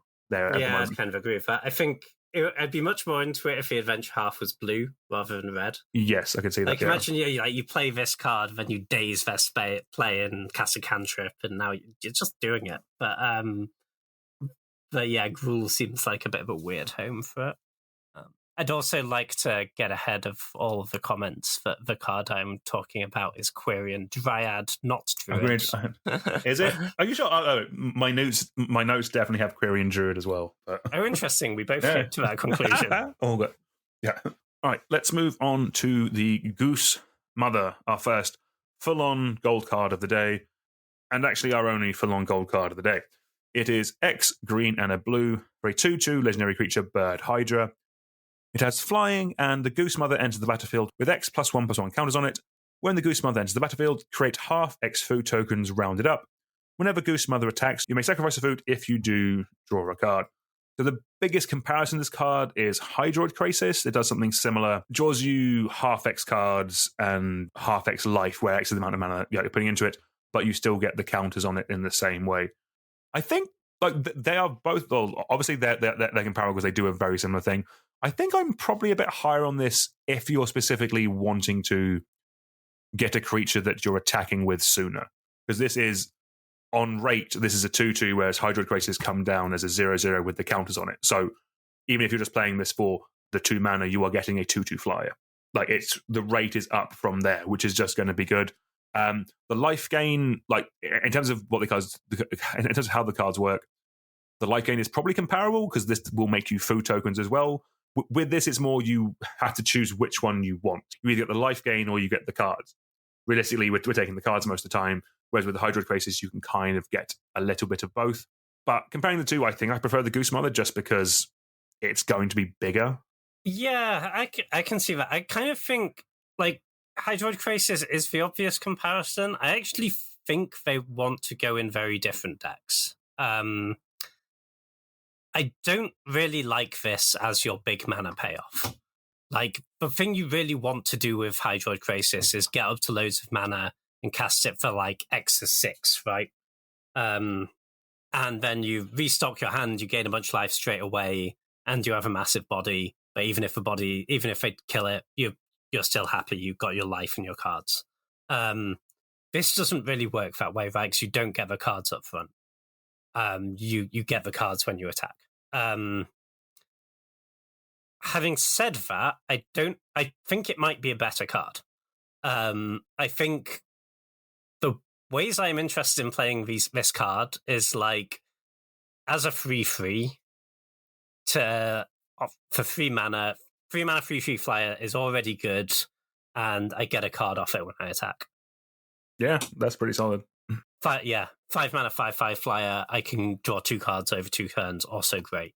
That's very different from what Hydroid Crisis does. Hydroid Crisis is not a playable card at 3 mana. It's a 3 mana 1/1 flyer that does nothing else. I quite like this card. I think it's in a weird spot because I think it kind of wants to go in a like kind of aggressive tempo-y deck, which is not really what blue-green is doing. Yeah, a lot of the time it's not. Yeah. I mean, like, you can play it as like a good 5 mana play. Like, if they kill it, you're sad, but if they don't, it's going to be really good. I think the spot you'd maximize this really is like if you had a more tempo-y blue-green deck, which is interested in like a 3/3 flyer for 3 that can beat down and maybe draw you a card. Even as like, if you're getting aggressive and I'm another 2-drop, like 2/2 flyer for 2, perfectly good card. I think it is better in those spots than as a like payoff for having a lot of mana. And I think that leaves it in kind of a weird spot in Cube just because that's rarely what green is doing. Or what green-blue is doing specifically. Green-blue tends to be very much about that. Yeah, so especially nowadays, just because of, I guess, the cards that they printed. Like beforehand, blue-green was, or like 4 or 5 years ago, blue-green tempo was more of a thing. And to be honest, that's where you ran cards like Quirion Dryad. Like, that's when those were seeing play when tempo was more of a thing, because that incidental value is actually quite tempo-y. You're kind of just staying ahead of your opponent type jobby. But yeah, interesting card. Like I could see this seeing a decent amount of play in a fair number of cubes, actually, just because it is a above rate flying creature. Yeah, so. and scales well with the game, right? It's not it's not nothing, but when you draw this late and you flood it out and you have 7 mana, it's huge and scary. And if they can't kill it, they'll probably die. It's just not the best thing available to be doing if you're planning to get to 7. Oh, exactly. And the other thing about this card, the picture's just haunting, dude. Like, you must have been attacked by a goose or a swan as a kid or something like that. Like where I grew up, in between my friend's house and the Tesco was a load of really aggressive geese. So this with like all these heads is not good for me. There's so many necks. I can't really see where all the necks are coming from. Yeah. Haunting, mate. Haunting. I am not on board with this. Yeah, fair enough. You're fine with all the stuff you get out of Innistrad and whatnot. Oh, yeah, that's fine. But it's the goose that's the real. It's got 6 heads, James. 6 heads. It can snap at you from 360. I don't like that. Maybe there's a horror film in this. 100%. Goose-based horror film Attack of the Geese 2 will be coming to a cinema near you too. The only colourless and artifact card we have is, I guess, the follow-up to Gingerbrute. This is Sir Ginger, the Meal Ender. It is 2 generic mana for a 3/1 legendary artifact creature food knight. Sir Ginger the Meal Ender has trample, hexproof, and haste as long as an opponent controls a planeswalker. And whenever another artifact you control is put into a graveyard from the battlefield, put a +1/+1 counter on Sir Ginger and scry 1. And because it is a food, you can, of course, pay 2 mana, sacrifice Sir Ginger, and not gain 3 life. Gain life equal to its power. So if it has grown, you get more life. It's a legendary food, James. It is a legendary food. Yeah. This is cool. It's the Planeswalker text is like situationally going to be phenomenal, but is obviously like not something you're relying on. It's, Yeah. when it comes up, it'll be great, but it's not like a huge part of should you put this card in your deck or not. Yeah, it's kind of annoying that is the first line of text on the card, like in the rules box. I'd rather just be down the bottom so you can ignore it a bit quicker. But Sure. So you really have to be maximizing this whenever another artifact is you control is put into a graveyard from the battlefield. You put a counter on it and scry. So I guess this probably means that if it has a home, it's in some sort of artifact deck that can sacrifice it. Maybe you're playing like Unicult Anvil. Maybe you're doing some Arcbound Ravager stuff is pretty interesting. And then if you're pulling that off, you get a cheap creature that grows. Thing is, 3/1's just such an underwhelming body is the thing. Like, it just trades with everything. I don't think it's horrible. I could see it in, like, you want, like, an aggressive artifact deck, but can also sacrifice its artifacts. So I think it is good there.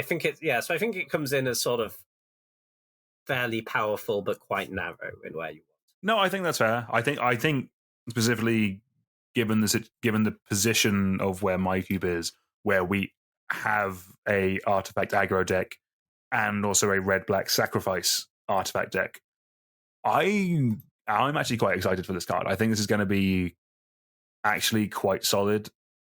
Like, specifically in mine, like links to my cube will be down in the description below if anyone wants to check it out. But in mine, we kind of have a mono-brown aggressive section, which is just crying out for more better creatures.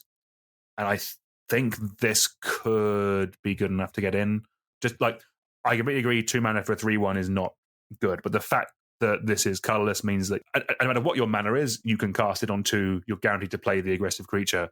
And its synergy with other cards around, like play this with like this with an Arcbound Ravager is going to be good, but this with like a Steel Overseer, like obviously any artifact creature is good with the Steel Overseer. That's the one that 2 mana 1/1, you tap it to put a +1 counter on each artifact creature you control. Like that works with any artifact creatures, but just having more density of good aggressive ones, I think is going to be pretty solid. If I'm honest with you, I quite like it, and just having it's a density thing, and there really isn't that, like, the quality of aggressive, cheap artifact creatures does fall off a cliff quite quickly. Yeah, for sure. We are currently running actual factual Ginger Brute in my cube at the moment. Whether that's correct or not, I am open to the debate. I will probably cut that for this legendary Ginger Brute. Let's go, but yeah, I think if there is a cube where this is good, it's probably your cube, because you have you have exactly that deck in there. And I think it'll be interesting to see how it performs.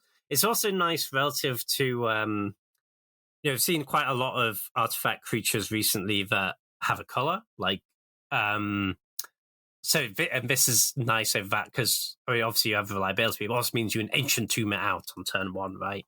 Or we'll get it out with Mishra's Workshop on turn 1.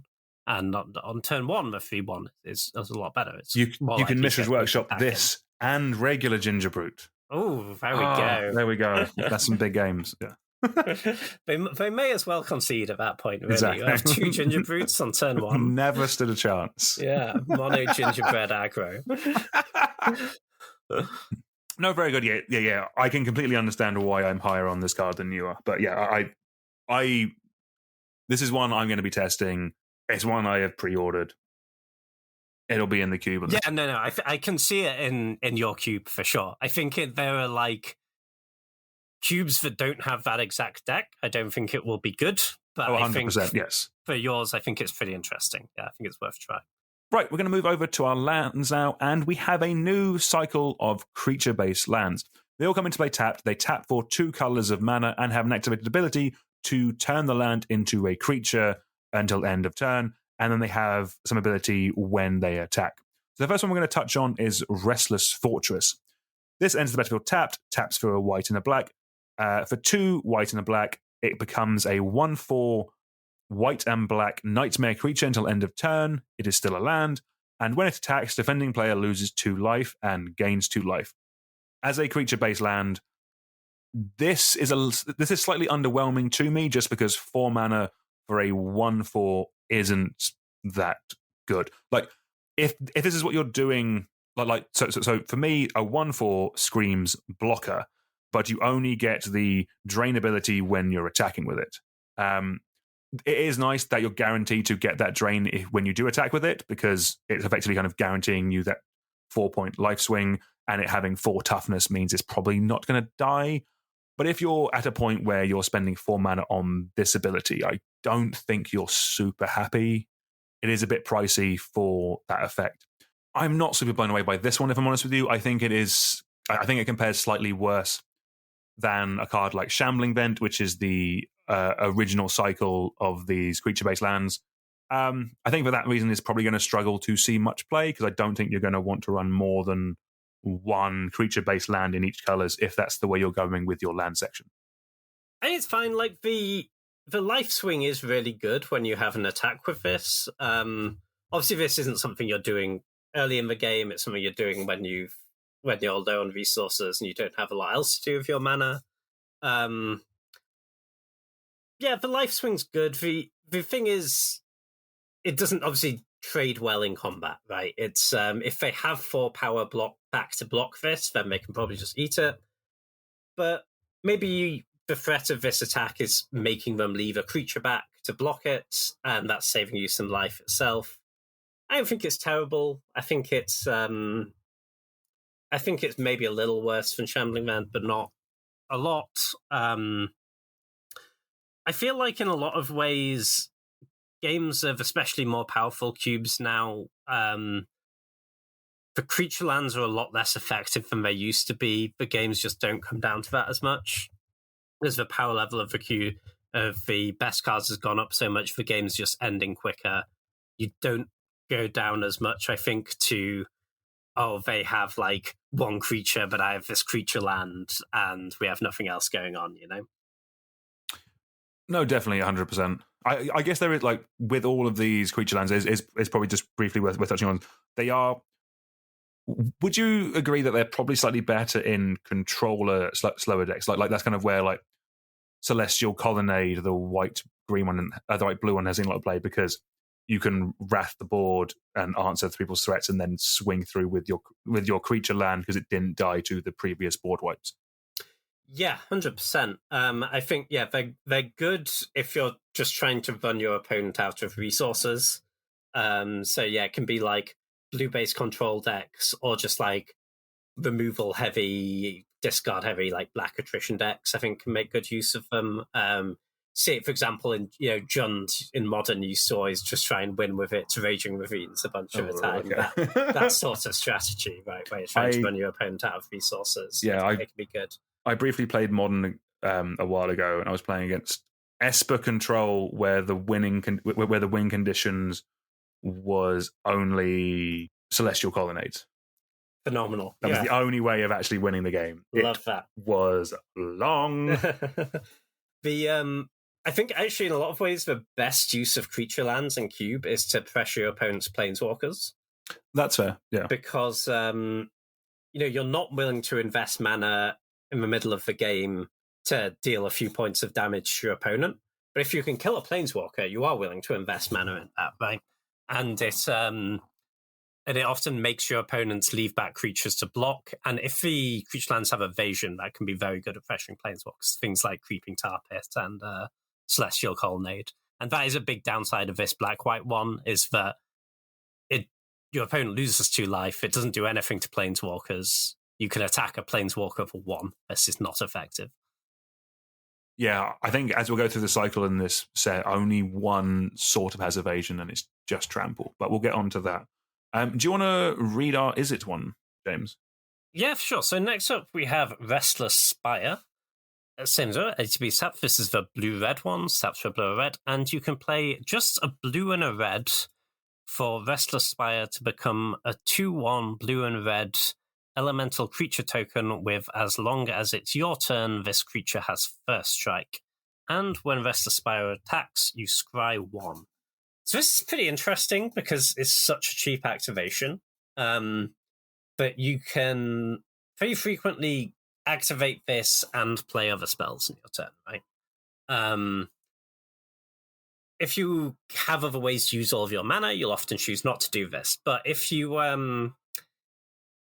an attack with your 2 on first strike and you have essentially 3 mana lying around, right? Because it's 2 to activate, and you're not tapping this for mana, you're attacking with it.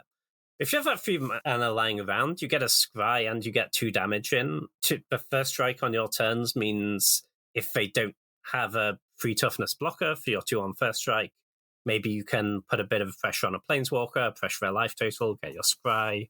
I think this is one of the better ones. I quite like this. I think it compares very well, I think, to Wandering Fumarole, which is the older version of a blue-red creature land, which had a much more expensive activation cost.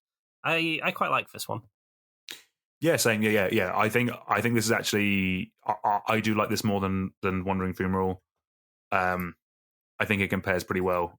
It just it's going to be used more. Like a Wandering Fumarole was, I think, 4 mana to activate for a 1/4 that you could swap it and it could become a 4/1. But that just means it will die a lot of it. It's either not doing anything or it's dying in combat. Yeah. This one, it's just so cheap that I think it's going to be pretty good, actually. Yeah, I quite like this one. Yeah, for sure. I think the first strike only on your turn it obviously makes it a lot worse, a defensive thing, right? And probably to prevent the feel bads of, oh, I forgot you had a creature land in your 3 untapped mana, and now I get to eat your creature. But I quite like the card. Yeah, no, I'd agree. Yeah, I like Restless Spire. Right, let's move on to Restless Cottage. This is the Golgari one, so this one taps for a black and a green. It has the activate ability 2 black and a green, and it becomes a 4/4 black and green horror creature until end of turn. It's still a land. And whenever it attacks, create a food token and exile up to 1 target card from a graveyard. The abilities on that, like the attack abilities on that, are nice. The food token, bit of life gain, and exiling card from a graveyard is nice utility. But the reason why I like this is just 4/4s will kill people. Like this can trade with a lot of relevant creatures. It'll put off people attacking you if you're kind of flooding out, or it can just pressure them. Which means I actually quite like this one. 4 mana for a 4/4 each turn. Like, it's not entirely where you want to be, but in grindy games, which is kind of what Golgari is doing, I think this is quite a good way of actually kind of just pressuring an opponent. And if you compare it to like the other creature land, the Hissing Quagmire, that's 3 mana for it to become a 2/2 Death Touch until end of turn. That's more annoying, but this will, they'll both kind of trade with similar style of creatures, but this will kill your opponent quicker. So therefore I think I like Restless Cottage a bit more. Yeah, it seems interesting. It's 4 mana to activate, so just down 5 mana really. Yes. It is your whole turn probably. But yeah, if you're low resources, that is fine. Also just blocks well. Obviously you're not getting the food on blocks, but if you're aggressive opponent and it has like a couple of creatures left, they're kind of small, and you're out, but you just have this creature land lying around and they can't attack into you, that's great upside to get off your land. You could easily see a scenario where you're holding up like a Doomblade variant. Your opponent doesn't attack you because you have this activated, and then you can just pick off the creature that you were stopping you from attacking you anyway, or something like that. I quite like the Cottage. I think it could be quite good. Yeah, for sure. Cool. Next up, we have Restless Bivouac. This is the red-white creature land, and it taps for one of either color, and for 1 a red and a white, Restless Bivouac becomes a 2/2 red and white ox creature until end of turn. And whenever Restless Bivouac attacks, you put a +1/+1 counter on target creature you control. So this one is very much about the attack trigger rather than the stats. The stats are not good. But it's really nice this counter can be spread around as well. It's a nice way to, in the late game, you might even be fine just throwing this away to get that counter on another creature to enable an attack with that. You put it on an evasive creature, you can just put it on your 4/4 to let it attack through their 4/4. This is cool. I love that. I think this is fine. I guess the downside is it's obviously leaning towards an aggressive deck, but aggressive decks don't want tap lands. Yeah, 100%. Like, much as this is a fine effect to have, I'd always rather have, a pain land, for example, that enters untapped in my red-white deck than have this.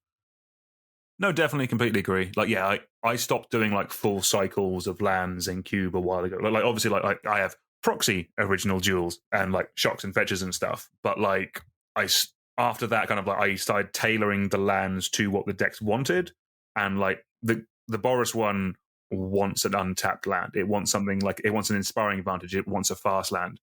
Like Restless Bivouac is going to be a really hard sell for me because any aggressive deck just it's not going to want to play this. Like, imagine you have a 2-land hand and this is your second land and you don't draw another one. Like, you're just going to, that just slows you down way too much. Like, you want to be guaranteeing you're curving out, and this does not do that.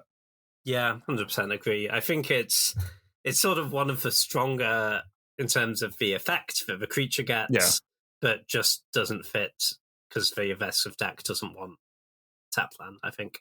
The next one, Restless Vinestalk, I actually quite like. This is the Simic one, so it taps for a green or a blue. It has the activate ability 3 green and a blue. Until end of turn, it becomes a 5/5 green and blue plant creature token with trample. It is still a land, and when it attacks, up to one of the target creature has base power and toughness 3/3 until end of turn. So I actually quite like this one. Like the 3 mana for this plus this is a lot. So this is 6 mana to activate the ability, but at that point you are getting a 5/5, and in an ideal world you are turning a Llanowar Elves into a 3/3, which means you're attacking with 8 power, 5 of it has trample. In a big mana Simic deck, I think this could be like this is not game plan A, B, or C, but it is a I think this could be quite a solid kind of just backup of kind of like, well, if things have entirely, if I'm flooding, I can do this. If all my stuff has been answered, I can do this. All I need is one dorky creature. If the board has been wrathed on like turn 8, I've got nothing going on, or I've drawn a Llanowar Elves and I've drawn this, I can now attack with 8 power. I quite like that, if I'm honest with you. Maybe that scenario is a little bit niche, and a lot of the time you're just never going to get to the point where you're activating this. But if you're out of gas, I could see points in a game where I think this could be quite good. Yeah, no, I 100% agree. I think this is it's a lot of mana, but you get paid for it. It's a lot to send at a life total. It's a lot to send at a planeswalker. It demands multiple blockers. I think this is cool. It's also nice that you can target your opponent's creature with the that's pretty cool. power and toughness effects. If they have something really big, you can shrink it down to a 3/3, and then your 5/5 has a good attack. I think this has some good stuff going on. All right, that is going to do it for the set review, but we have one more little topic before we get you all out of it. Me and James are going to go through our favourite cards that we like for Cube. James, you want to take it away with your number 5 slot? Yeah, so number 5, I've gone with Werefox Bodyguard. This is the Flash Fiend Hunter effect, where you can sacrifice it, you can save your own creatures. I think this is a nice little twist on this effect. We've not seen one that comes at instant speed before. I think this is fairly strong. No, very cool. No, my number 5 is also a white card, but I've gone for Spellbook Vendor. I think it's just going to be a very solid creature that is just going to... I think it'll play out pretty well. I think it's just going to be there, making your creatures bigger, and I think the scry is actually going to be more annoyingly relevant than I think maybe I thought it was initially. I think just giving white decks that additional bit of reach is going to be quite nice, that little bit of card selection on a perfectly solid body as well. So, yeah, Spellbook Vendor is my number 5. Nice. Number 4, I have gone for Gruff Triplets. It's a lot of power. I think it's going to do... I think ramping into this is going to end some games. It's pretty hard. It doesn't end the game right away, but it's just really hard to deal with in a productive way unless you're like exiling things or wrathing for board. I think the card's pretty strong. No, fair. Very good. All right, my number 4 is Embereth Veteran, the 1 mana 2/1 in red with upside. Because that is all it needs to be a good card.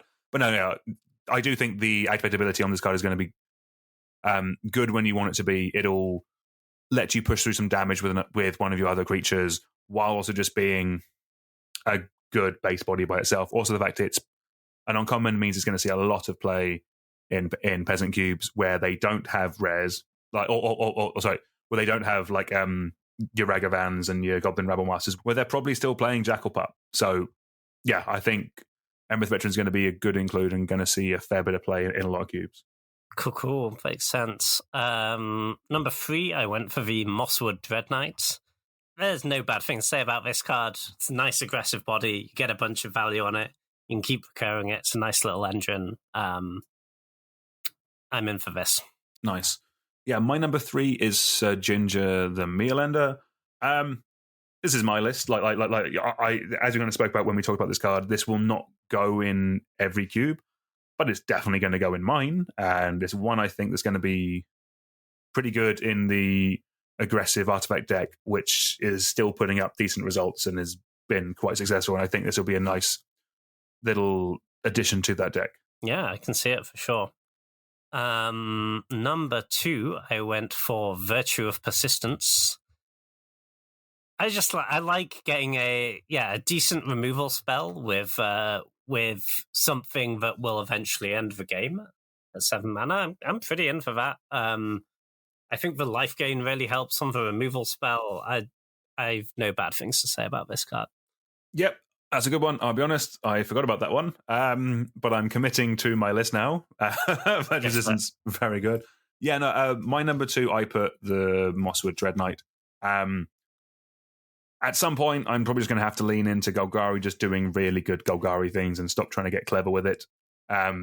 This just sums up what the archetype or what the color player can do just very well. Just grind out value.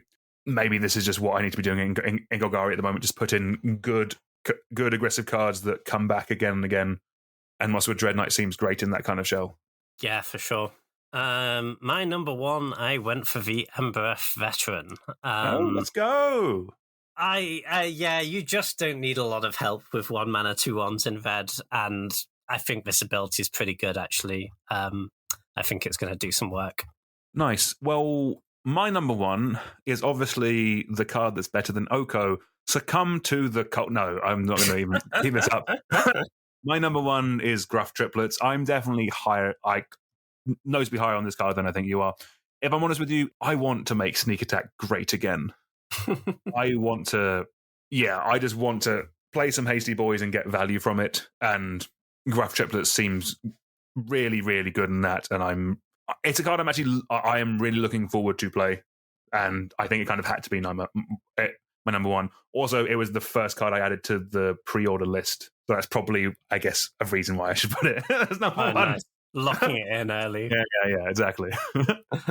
Seems good. Yeah, no, I do like the card. All right, awesome. I think that's going to do it for the episode. James, thank you very much as always for being here. Always a pleasure to have you. Yeah, no, always good doing the set reviews. And I think we've got some good ones this time. Oh, yeah, 100%. Yeah. Ton of cool cards and some very cool synergistic options. And also, we have a couple of notes to take away. We'll have a chat, see if Boris equipment is there. Maybe that's an episode for the future. But yeah, it just leaves me to thank you all very much for watching and listening. Please like, share, subscribe, give us a 5-star review, tell a friend, all that good stuff. It's all greatly appreciated. But anyway, it is goodbye from me. It's goodbye from James. Goodbye. And we'll see you all soon.